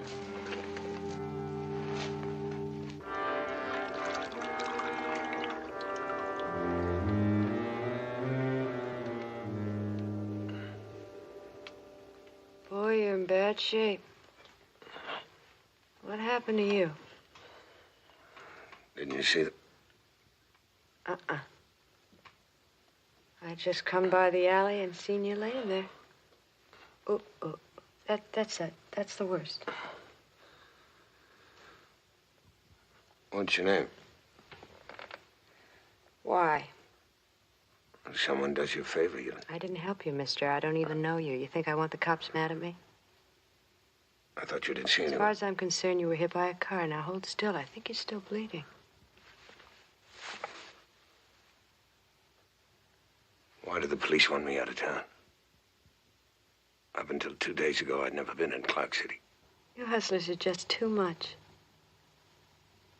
You try to muscle in on the action, and then you yell when you get pounded. What were you doing? Trying to book some bets? Start a crap game? Shoot some pool? Look, all the gambling in this town is run by one outfit, and they pay the cops off pretty good to keep it that way. I'm not a gambler. Why would they think I was? Okay, I believe you. But they don't. I'm looking for a man. I saw him a couple of days ago, about 2 blocks from here. I'm not leaving town till I find him. Well, take my advice. Forget your friend. He's no friend. Well, maybe he's the one who got the cops on you. He wouldn't go anywhere near the police. Well, if I were you, I'd forget the whole thing, get out of town like they said. I can't. So who do I see to get this thing straightened out? I'm sorry, mister, but the hospital just closed up.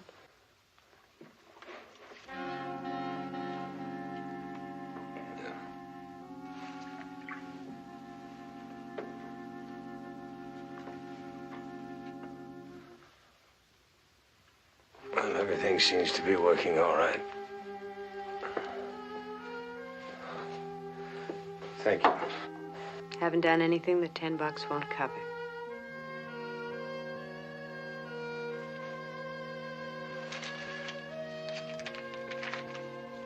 Hey. Thank you.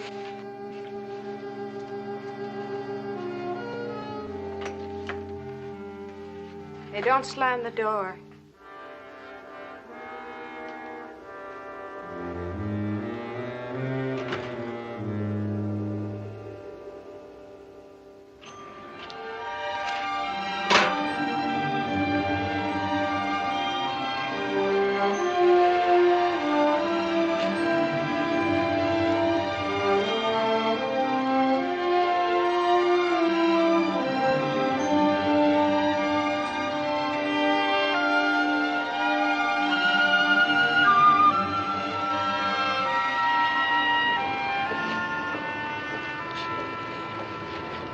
Hi. Yeah. A guy wanted to get a bed down on the horse. Where'd he go? Right over there. Elite Cleaners.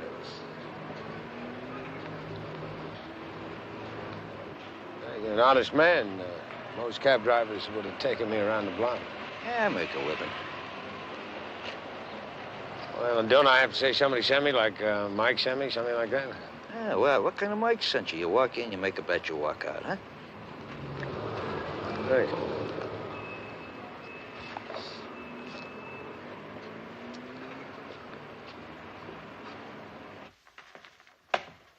Yes, sir. They told me I could place a bet on the horse here. Well, they told you right. What horse? What track? What race? Win, place, show? Toy box, the third at Hollywood Park. To win. Well, how much? Well, I hope you don't mind a small bet. All I've got's a buck. A buck on the nose, lifeblood of the business. You win, you tell your friends. You lose, you try again, right? Can I ask you something? Don't see why not. Who runs the gambling in this town, huh? No gambling in this town.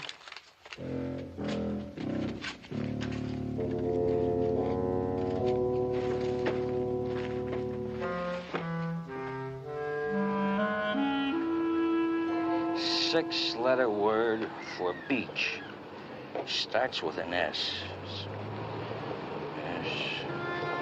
Strand. Huh? S-T-R-A-N-D. S-T-R. Don't want a cab? Well, that depends. Trying to find the guy who runs the gambling in this town. Why tell me? I never met a cab driver yet that didn't know what was going on. Washington. Just a private fellow with a private problem. Yeah, well, it'll cost you, pal. That's a $10 trip. In advance. Everything in this town costs $10. Over there, in that building. Place you once called Enright Investments. Takes up the whole 6th floor. Mortgages, real estate, insurance. Guy you once Oliver Enright. Only you didn't hear it from me. What happened to the honest cab driver? You want information, you pay for it. You want free information, you ask a cop. Only maybe you don't think that's such a good idea. Thanks.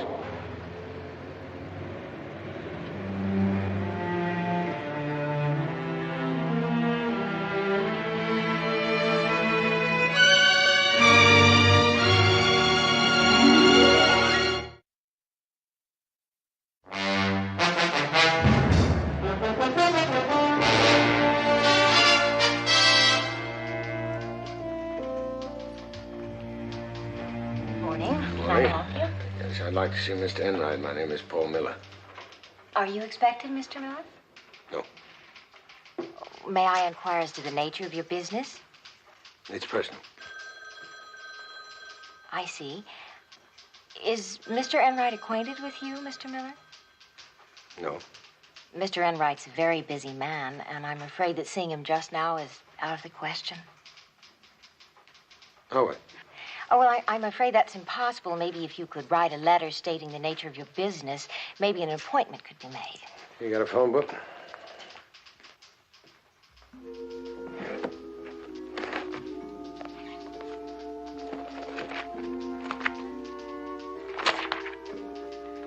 Enright. 205 Martin Lane, is that correct? Mr. Enright is not at home, Mr. Miller. I'll wait out in front until he is.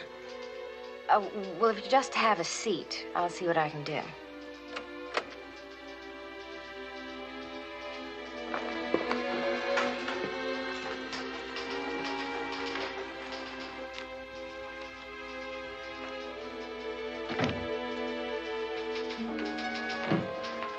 Hello, Mr. Miller. May I help you? Mr. Enright? No. Well, I'll wait and talk to Mr. Enright. Please turn around, Mr. Miller.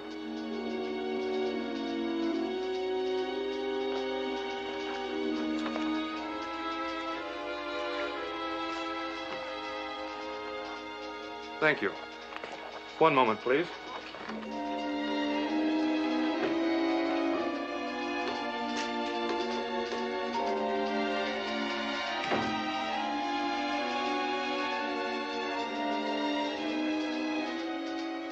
Mr. Miller?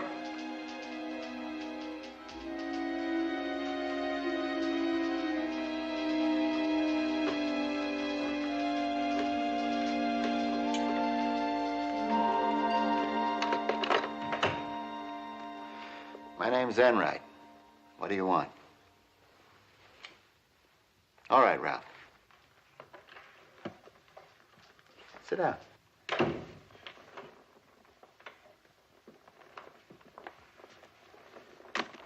You have 3 minutes, Mr. Miller. At 12:20 last night, I was walking east on Cambridge Avenue. 2 uniformed policemen forced me into an alley and beat me up. They told me to get out of town. They say why? No, but I understand it's happened before to out-of-town gamblers. Are you from out of town, Mr. Miller? Yes, sir. What's your business here? I'm looking for somebody. And why come to me? The sign on my door says real estate. If you have a complaint about police brutality, you should be talking to Police Chief Abbott. I'm not a voter and I don't pay taxes. And I have no visible means of support. Now, I could go to the police chief and he could listen to me, or he could not. I'd wind up in the hospital or worse. Still doesn't answer my question. Why come to me? I understand you have some influence with the police. I've been told this is a quiet town. Well, I'm a very quiet man. I would just like to stay here until I find the man I'm looking for. How do I know you're telling me the truth about the beating?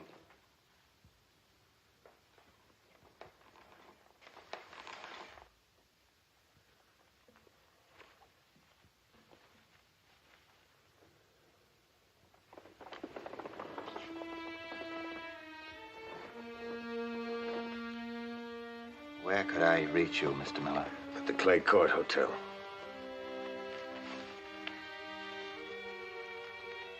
Goodbye, Mr. Miller.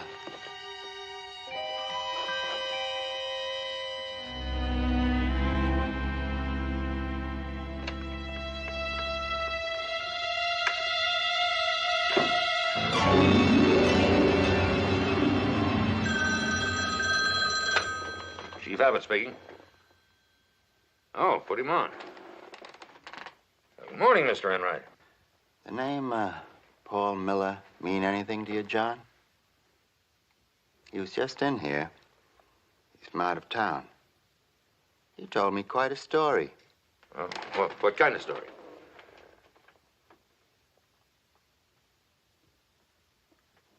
Well, that's the first I've heard of it, Oliver. Tell the truth, I find it hard to believe. So did I. Till I saw the marks on him. If any of your boys have the idea that they can run things on their own, somebody should set them straight. And soon. I'll get on it right away. Yes, sir.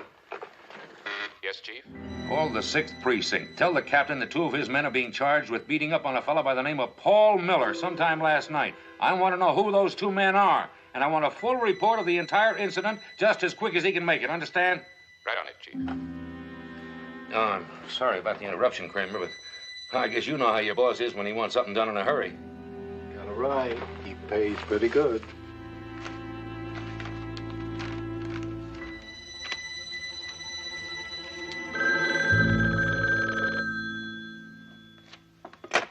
Hello.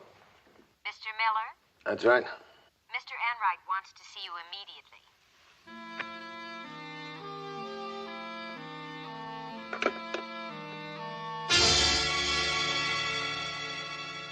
These are the 2 men who assaulted you. I'll need your identification.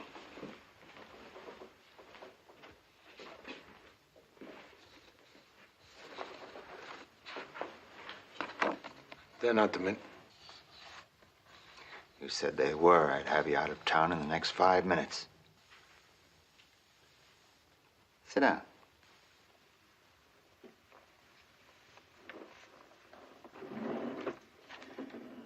The exact time you claim you were beaten up, these men were investigating a complaint nearly a mile away. Now go on over to City Hall. See Police Chief Abbott. He'll give you photographs of every man in the department.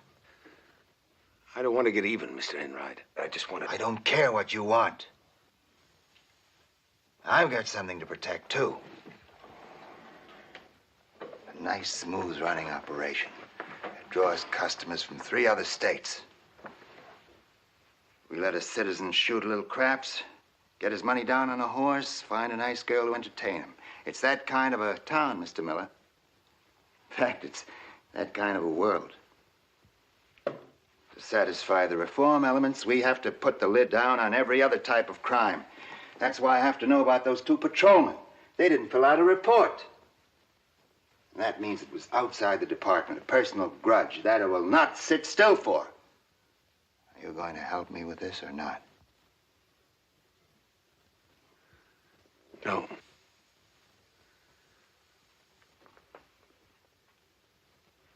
If I identify those men, they'll deny it. I can't prove anything. The only reason I came to you is because I thought you wanted me out of Clark City. I was wrong. Let's leave it at that. You, staying in town? I have to. I told you why. Got a job? No. Need one? Maybe you'd like to join the police force. I don't think so. All right, Mr. Miller. We can always find an opening for a man like you. I'm the bait. Is that it, Mr. Enright? You got the idea. Now, if those 2 try again, maybe I can find them. Now, the pay is small. The job is honest.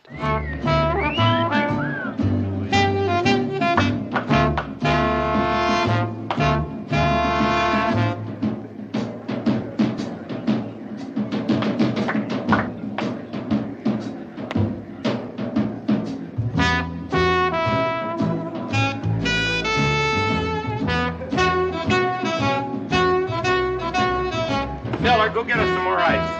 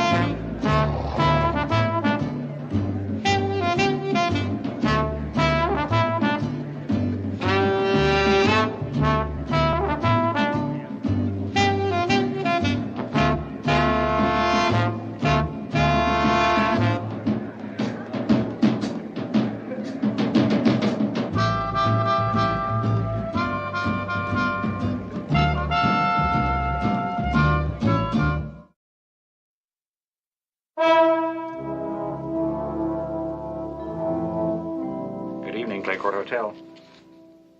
Oh, sorry, sir, we don't have a Mr. Miller in 211. We have a Paul Miller in 208. Shall I try? Hello? Hello?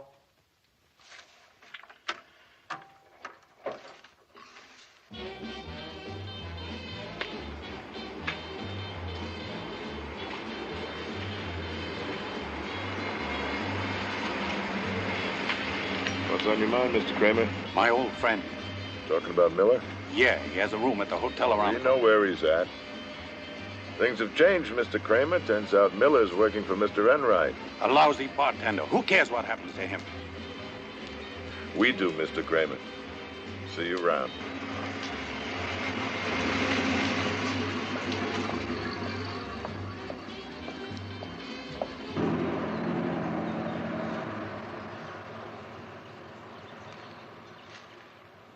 He said he wants it done quick.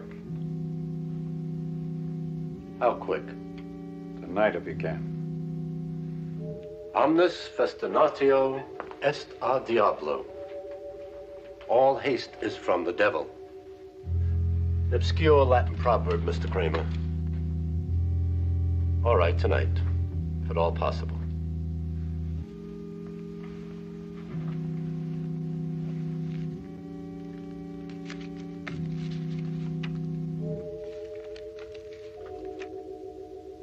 Kay? What's Mr. Enright doing? Cutting corners? My price doesn't change. $500 in advance. Surprised at Mr. Enright.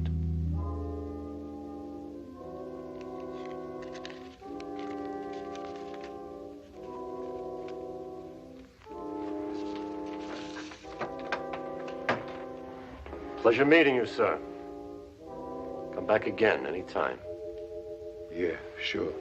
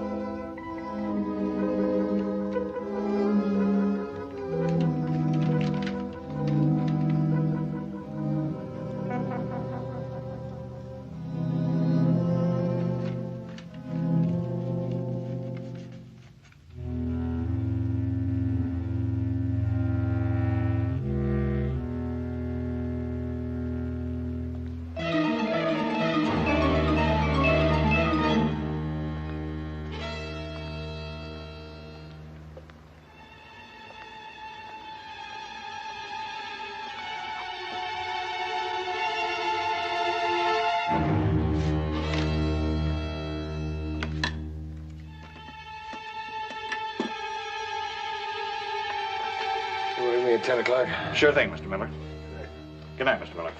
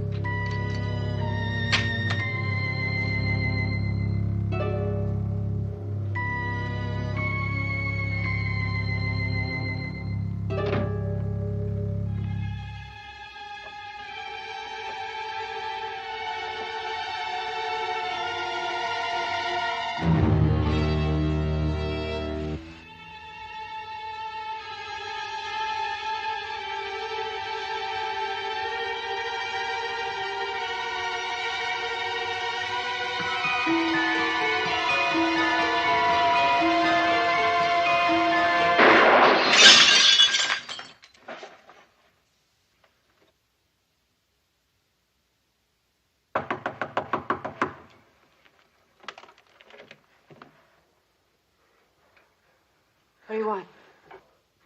I've got to come in. I've got to see you. Got no time to see you. Oh! Listen, mister, you got no right busting in here like this. I don't know you. I don't want to know you. My name is Paul Miller. I live at the Clay Court Hotel. And I want some answers. I got no answers. Now get out of here before I start yelling my head off. Go ahead and yell. Yell now or in court. It makes no difference. Court? That's right. Why? As a witness. Now, you saw those two policemen that night. And you're going to stand up in court and testify that you saw them. I didn't see anyone in that alley but you. I don't know who you're talking about. Cora. Now, just listen to me. I didn't want to drag you into this. But things have changed. Now someone's trying to kill me. I've got to know who they are and why. I don't know. It was dark. It was light enough. There was enough light from that street light. I said I didn't know who you're talking about.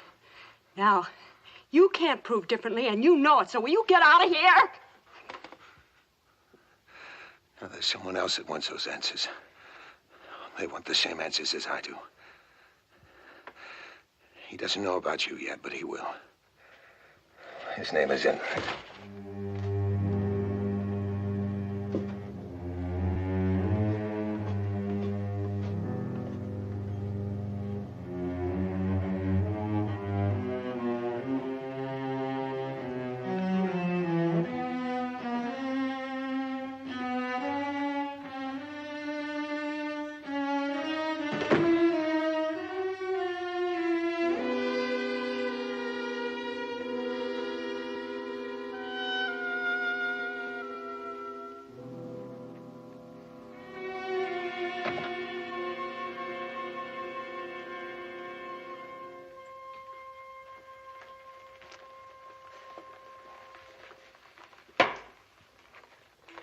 I want to shove you off a bridge. Why'd you hook up with him in the first place? He dropped his wallet. I thought he was... Listen, there's no way that he can make me talk. You know that, Dad. The man's just trying to help you, Cora.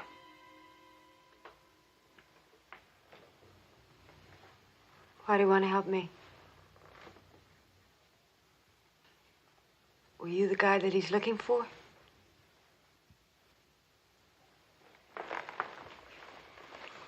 You must be out of your mind. Miller works here. Relax, his shift doesn't start till 9 tonight. Listen, fellas, can't you take care of this thing yourself? I mean, I don't like to get mixed in, you know? You already got mixed Yeah, in. but I didn't do anything. I didn't say anything. Yes, you did, Cora. You said one word. Cops. No, he thought I said that, really. He thought I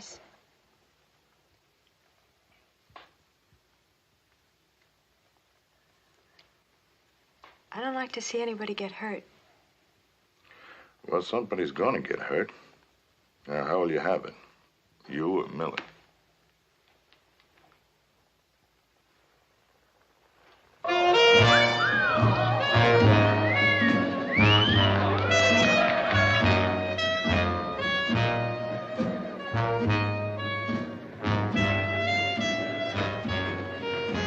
Hey, mister? Did you tell him about me yet? No. I don't want to get you into trouble, Cora. Trouble. See, I could get killed.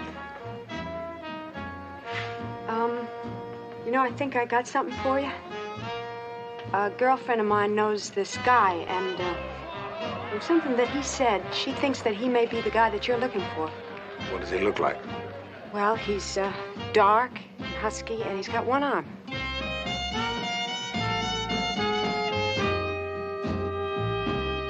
Where is he? Well, I don't know, but my girlfriend works in an all-night hamburger joint. Where? Can you get off work? Yeah. I'll take you there. My car's out there.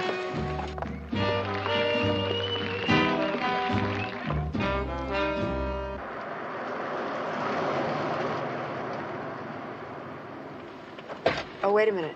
She doesn't want to be seen talking to you. Why don't you just go around back? There's a rear door in the alley.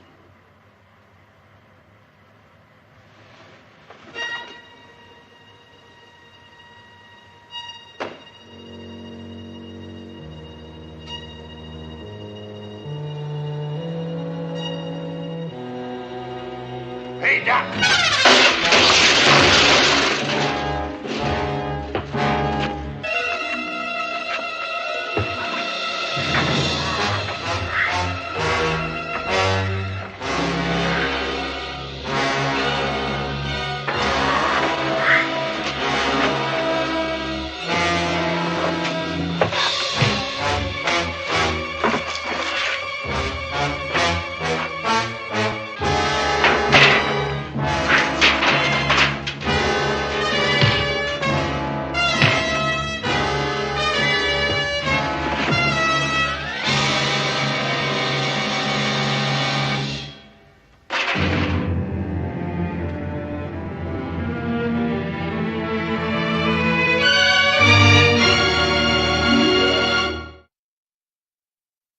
Why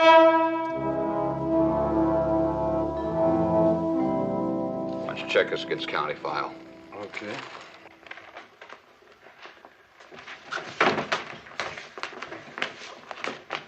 I want this man arrested. What's your name? My name is Richard Kimball. He killed my wife 3 years ago. Well, now, that's a pretty serious charge, mister. You got something to back that up? You contact Lieutenant Philip Gerard in Stafford, Indiana. He'll give you the details. What's your name? Steve Kramer. What this, fella say true?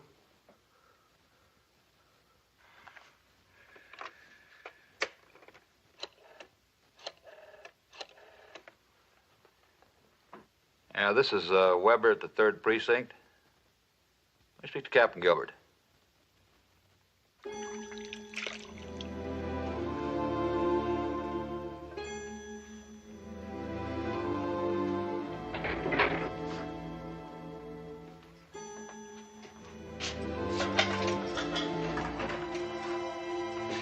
Let's go, Doctor. Where's Lieutenant Gerard? Sergeant said something about somebody we're supposed to meet.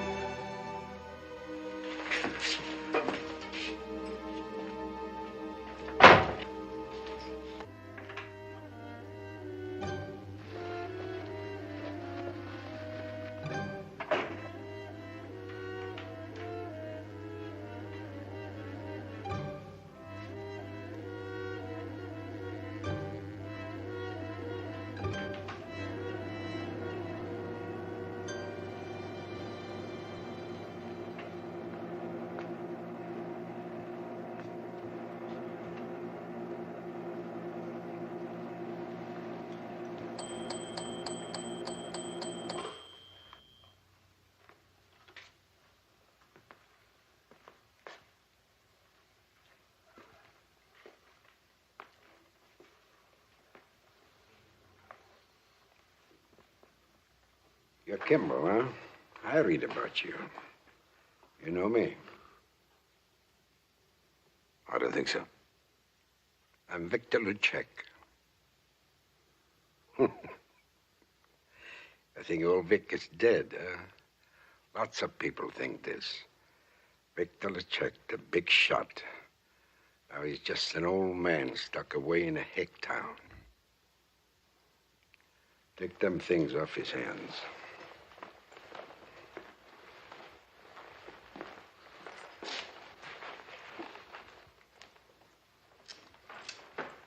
You, punk, come here.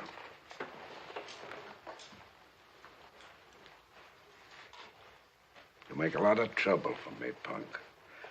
You come to a nice, quiet town, hook up with the outfit, and everything is hunky-dory, huh? Only you gotta step out of line. Try to get a man killed. Maybe louse up what takes me 10 years to get going. Maybe we stick your feet in a barrel of cement, drop you in the river. He was after me. So you run. Let him catch you someplace else, not in Clark City. I'm sick of running for the first time. Sit down, punk.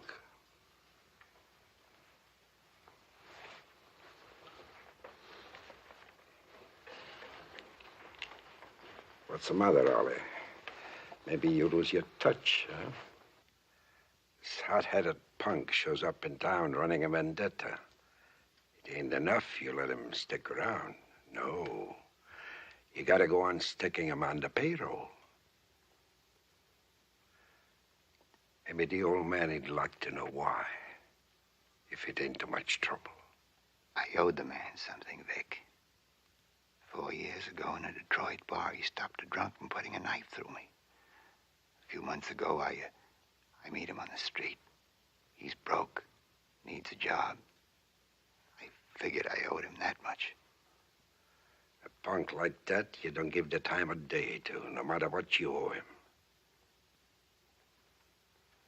No more mistakes, Ollie.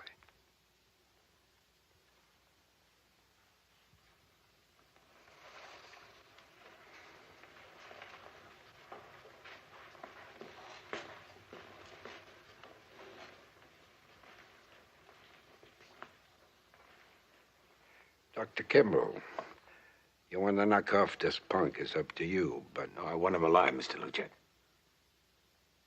He's my only chance to clear myself. But he don't want you alive. Either way, we don't want your kind of trouble. So get killed in some other town, Dr. Kimball. Here, we got no use for victims either. I was hoping you'd turn him over to the Indiana police. You ask too much. I don't give even a yellow dog to the police. Maybe Mr. Enright, he will do this thing for you. Mr. Enright is the big shot.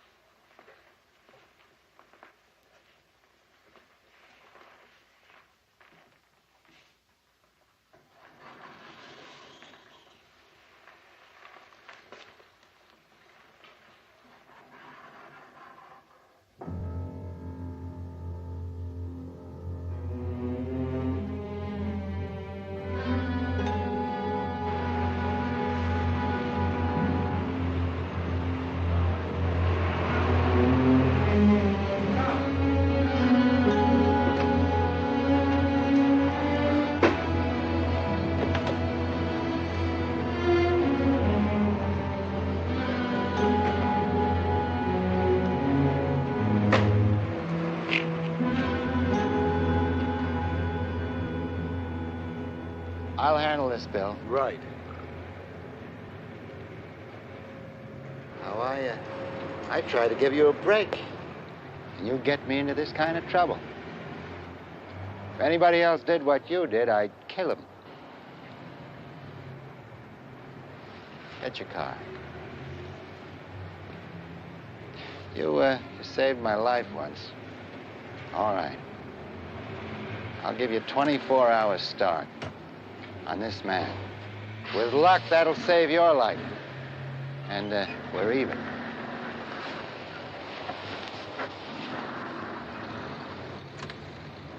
Here's 2 weeks' pay. Now, you get into that car, and you get out of town. Don't ever show up around here again. You stay here.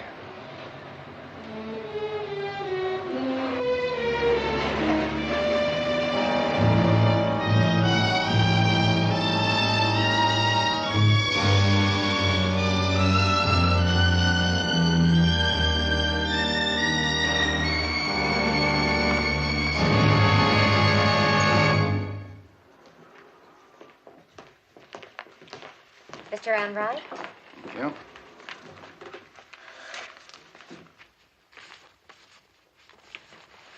I leave now? You a man of your word, Kimball? I like to think so. All right. Give me a word you won't leave Clark City before noon tomorrow. Hmm? All right. You leave before then, I'll have the state police pick you up before you've gone 10 miles. That'll put you back on death row. Clear enough? Clear enough. Goodbye, Mr. Kimball. Wish I could say it was a pleasure to know you.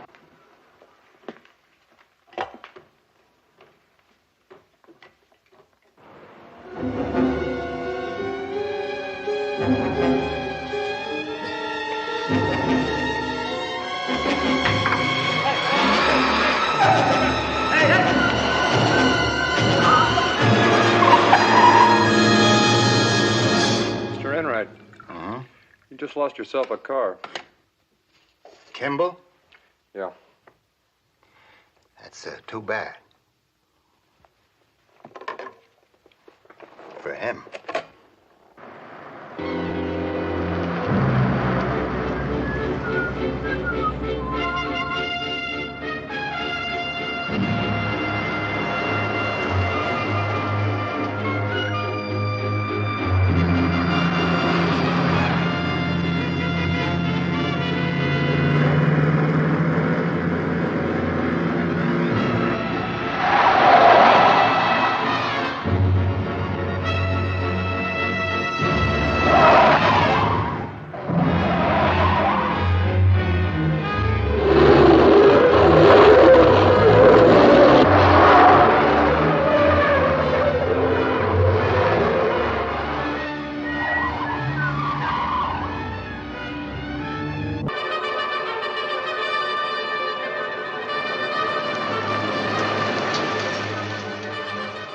Registration, driver's license. That's it up there!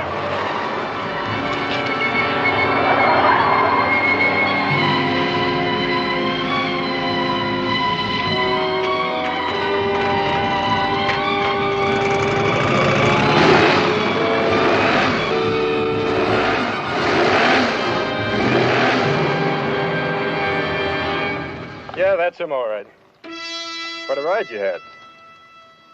Well, let's see if we can give you a thrill on the way back. Where are we going? Mr. Enright wants to see you as soon as possible. He said you stole his car. The way you were traveling, you could have wrecked the car, and then you'd have been in real trouble, Mr. Miller. Am I being arrested for stealing a car?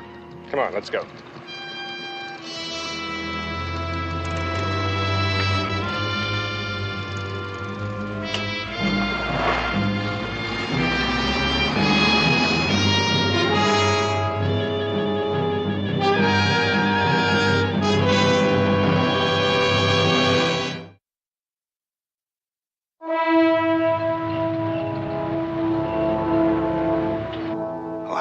Kimball.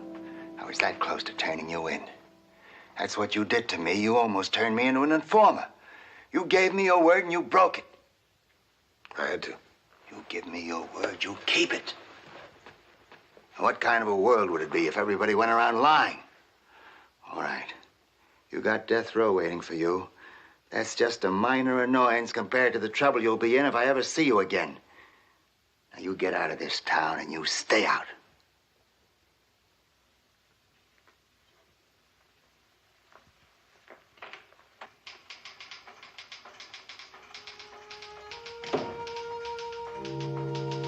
A man on the run must never stop. After every fall, he must get up, push on toward the same elusive goal. A goal so close at times as to be only a heartbreak away.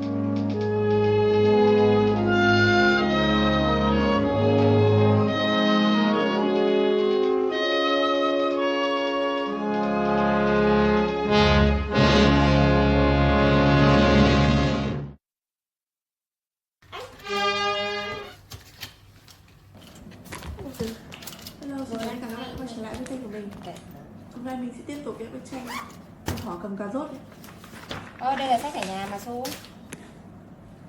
Ngày mai đến lớp làm lại bài này nhá, không phải làm là hôm nay làm rồi thì ngày mai chỉ việc trả lời giơ tay nhá. Nghe cái viên này nó sắp hết rồi. Đâu thì cái rồi. Thì ở nhà của mình thì nó thoải mái hơn ở chỗ khác một tí. Còn lại đâu thì cũng thế, cũng một môi trường ra thôi.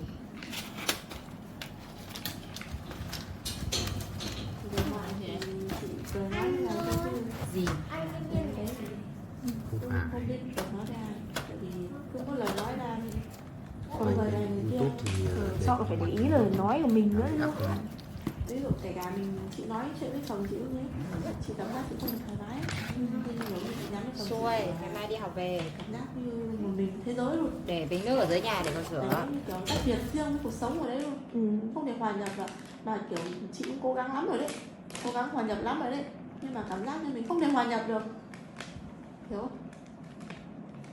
Cái lúc mà chưa cưới thì Gương hay bắt bẻ lắm ấy. Xong rồi kiểu mình cũng không, mình đang suy nghĩ thoáng ấy. Mình đang sống kiểu tự do nọ kia ấy. Thì mình không nghe theo, xong rồi hay cãi nhau ấy. Xong rồi kiểu về sống chung một nhà này. Thế là tự nhiên kiểu có một mục đích chung, xong rồi sống liên kết với nhau đấy. Thì nó ít cãi nhau hơn. Với lại kiểu cảm giác kiểu muốn chăm người kia hơn ấy. Ở gần nhau là muốn chăm hơn ấy. Chứ còn trước ấy, cảm giác kiểu sắp sụp đổ ở nơi đấy. Thì cái thời gian đấy kinh khủng luôn nha. Chị kể em nghe nha, đợt mới đầu chị về chị chăm chồng chị. Chị chăm ấy. Chị cứ hỏi chồng chị là anh có ăn cơm ở nhà không ấy. Xong rồi kiểu ngày dặm nào cũng chờ chồng về. Chờ chồng về xong rồi để cơm, ăn cơm cùng với nấu cơm xong chờ ấy. Đấy. Xong rồi kiểu chồng chị đi nhiều quá. Đấy. Chồng đi nhiều quá xong rồi cứ hôm ăn cơm ở nhà, hôm không ăn cơm ở nhà. Xong rồi cứ hôm chị nấu cơm, thỉnh thoảng chị nấu cơm xong chồng chị lại không ăn ấy. Nên chị cảm giác chị chán ấy. Thế là bây giờ kiểu chồng chị bảo ăn cơm ở nhà chị cũng chẳng muốn nấu nữa. Chị cũng kiểu chị quen rồi, chị chán rồi. Chị cũng chẳng muốn nấu nữa. Nhưng hôm nọ chồng chị bảo là ăn cơm, chị cũng bảo là chị ngại nấu nữa. Xong rồi chị ăn cũng có mì tôm, trông chồng chị xuống ăn đi bố mẹ. Chị kiểu là hết cái thời điểm mình quan tâm.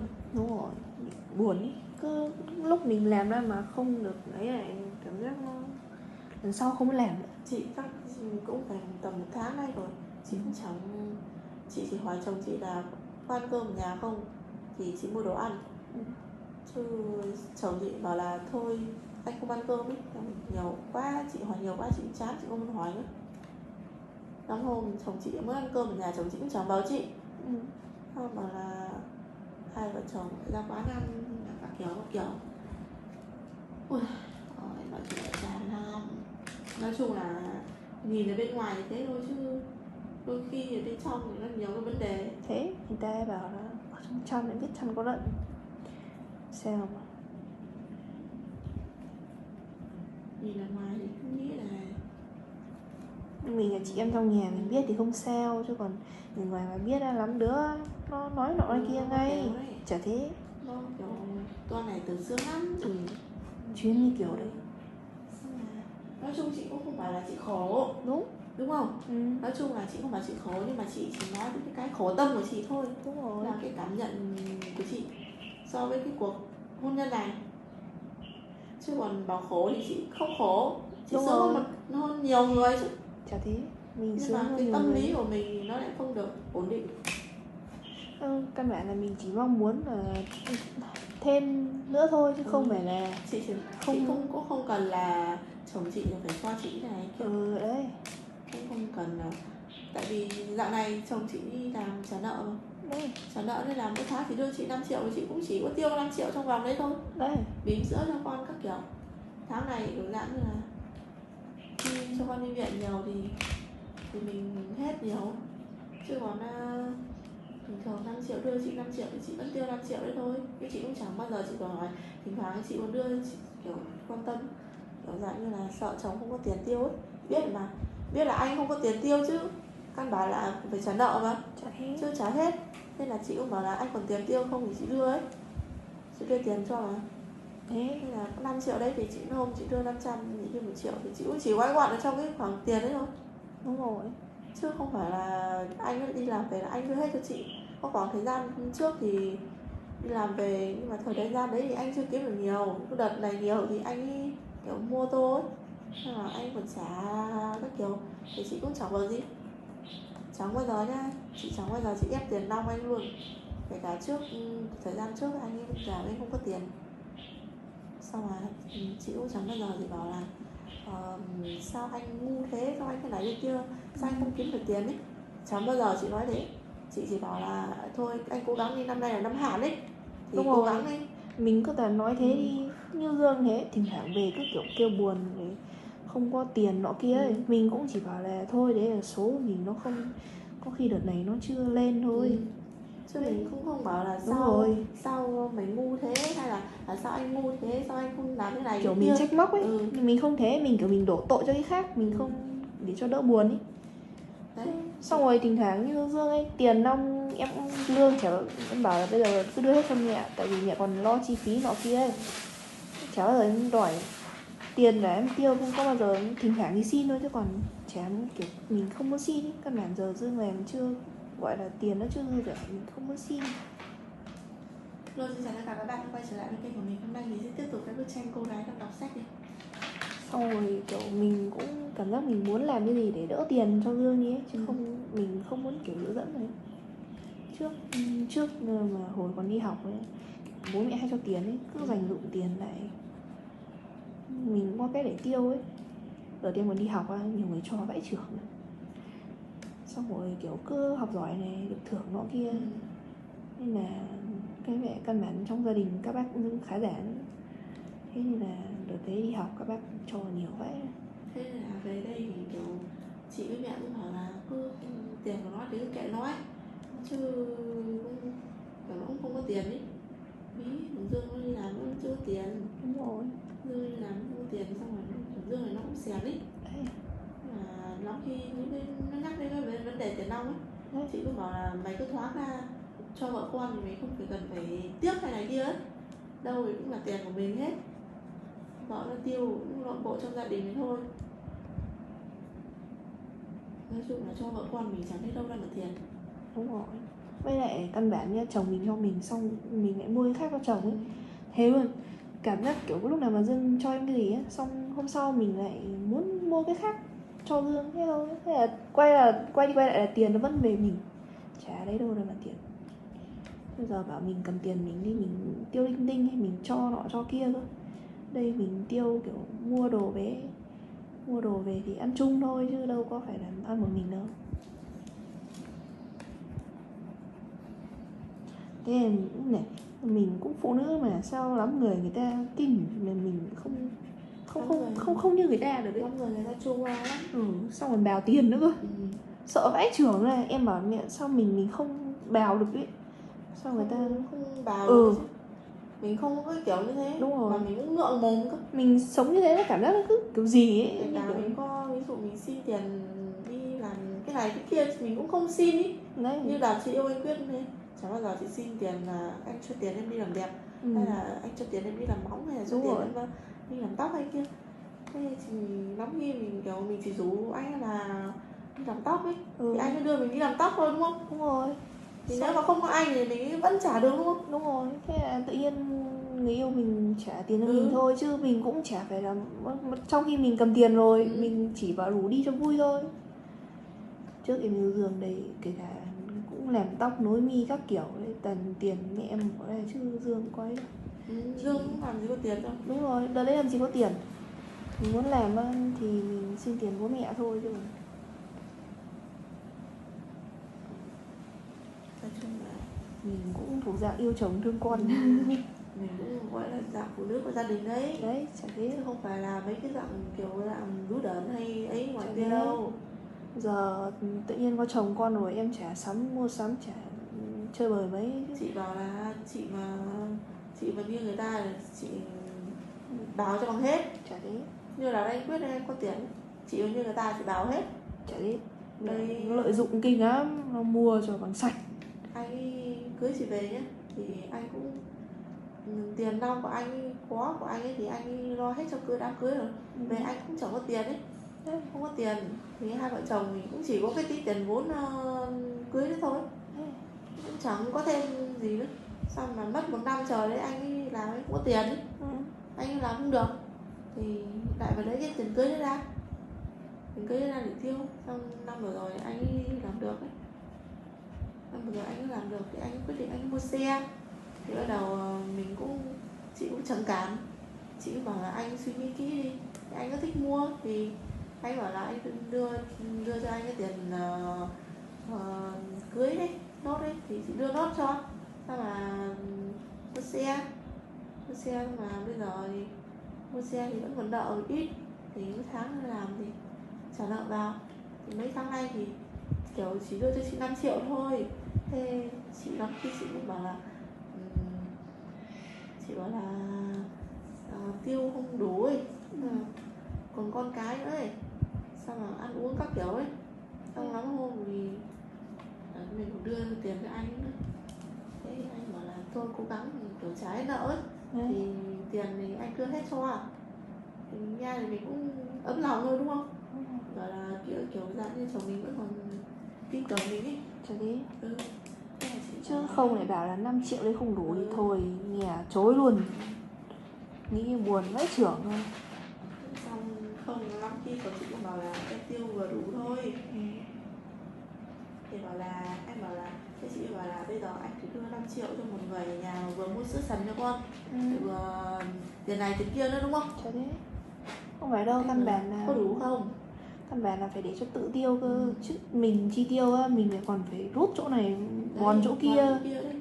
Chuyên thế. Đấy là còn chưa tính là mẹ chị còn cho chị mượn nhiều đấy. Đấy, thì đấy chính là phải rút chỗ này nào để trả vào, chứ có phải là chứ không phải là 5 triệu đấy là đủ đâu nha. Chả thế. Làm sao mà đủ 1 tháng trời được. Thế Dương cứ bảo mẹ là 5 triệu ấy chắc tiêu chán. Mẹ bảo đấy là có 3 người mà kiểu ăn còn thoải mái chứ nào mà con tí mà xem 5 triệu không chả đủ đâu, chán gì đủ cả. Em bảo là mua nguyên 2 thùng sữa cho nó hết triệu bạc rồi, xong rồi còn bím lên thuốc men tháng này được gấu hết nhiều chứ. Rồi đấy là bảo là ốm đau tiền luôn. Thế nên là cứ phải để cho chi tiêu thì mới biết là chồng chị đây, chồng chị cũng chi tiêu đây, 10 triệu cũng hết, 15 triệu cũng hết. Thế nào tương nào trả hết. Thế nhưng mà quay sang kiểu lắm khi bảo chị là em tiêu vừa đủ thôi. Khi chị bảo là thế anh cầm tiền đấy, anh có tiêu, anh cầm 5 triệu đây xem một tháng anh có tiêu được không.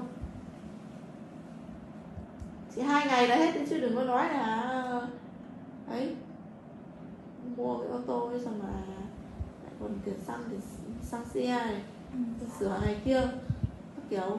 Kể ra anh chị đừng mua ô tô để tìm đấy mà mua đất mua nhà Đấy phải thì đẹp ai cũng gạt đấy, nhưng mà không nghe đâu. Đấy. Không mua bằng được. Thì nó phải mua đất rồi anh chị ra ở nó thoải mái, xong rồi cứ làm lụng được bao nhiêu thì tích góp để neo mua cũng được, mua xe cũng được. Dần dần thôi, bây giờ mua rồi thì mình đã phải góp lại từ đâu, trả hết nợ lại phải gom góp lại. Đấy còn chưa kể gấu nó lớn mấy nó đi học nữa cơ. Lắm Bây giờ giúp cái xe vào phải đau đầu không? Thật. Mà vừa đau đầu trả nợ, xong rồi tiền cày bục mặt này kia. Mà ô tô này là 1 năm phải bảo dưỡng 1 lần luôn á. Đấy không phải đơn giản đâu. Thôi thì cố gắng thì cứ dùng thôi, nhưng mà đấy, đó là cái tiêu sản chứ không phải là tài sản của mình ấy. Chả thế. Nếu tài sản thì đã khác, ví dụ mình mua vàng mình cất đi thì nó lại khác. Hoặc là mình mua đất, đúng không? Nó lên giá thì mình lại khác. Đấy, lên giá thì đất mình lại bán được thì mình gặp may mình bán được thì lại tốt. Này lắm. Cái đấy là cái ô tô là tiêu đi chứ còn không. Bây giờ em bảo là ví dụ muốn bán thì nó cũng mất cái giá được một nửa rồi. Đúng không? Gì được có giá đâu. Mua đất thì để đấy thì khoảng tầm mấy năm sau, hoặc là kể cả đất nó sốt lên phát là lại bán được luôn, thật bán được luôn. Nên là thôi. Như cái anh đẩy người ta mua đất, người ta giàu. Như hôm qua anh nói chuyện như bố nó bảo anh Thăng ấy, nói cho anh mua nhà đấy hơn 1 tỷ, bây giờ anh bán đi hơn 3,5 tỷ đấy. Đấy, thế là có phải gấp đôi không? Gấp 3 luôn chứ gì, 3,5 tỷ. Đấy. Đúng không? 3,5 tỷ xong rồi anh gửi ngân hàng, anh lại mua cái miếng đất khác, anh đi xây nhà đúng không? Đấy, có phải đẹp không? Thì vừa cái tiền cất ngân hàng lại còn vừa tiền đủ tiền mua ô tô luôn chứ đừng có nói là hỏi 3 tỷ đấy thì vào ngân hàng thì lãi chả ngon à? Đấy, quá tuyệt vời luôn. Lãi ngân hàng xong rồi ví dụ mình muốn mua ô tô vẫn còn thừa đầy đấy. Chả đấy, mua nội thất gia đình với cuộc sống riêng của mình nữa, thật và thoải mái này.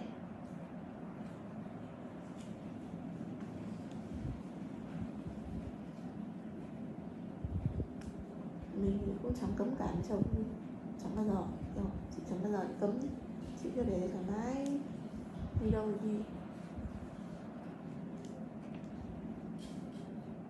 Em dạo này cũng giống chị, kiểu đi đâu cứ đi. Mẹ thì mẹ lo, mẹ cứ kiểu hỏi han, mẹ gọi thôi, chứ em bảo kiểu biết chồng mình đi đâu đấy, nhưng mà căn bản là kiểu lắm lúc tâm linh mình cứ kiểu lo lắng, chứ còn cũng chả sao cả. Nào mà Dương về muộn cái là mình cứ cảm giác lo lắng kiểu gì. Cơm nấu chưa? Không nói. Cắm cơm rồi, giờ làm rau với lại kho nốt thịt gà.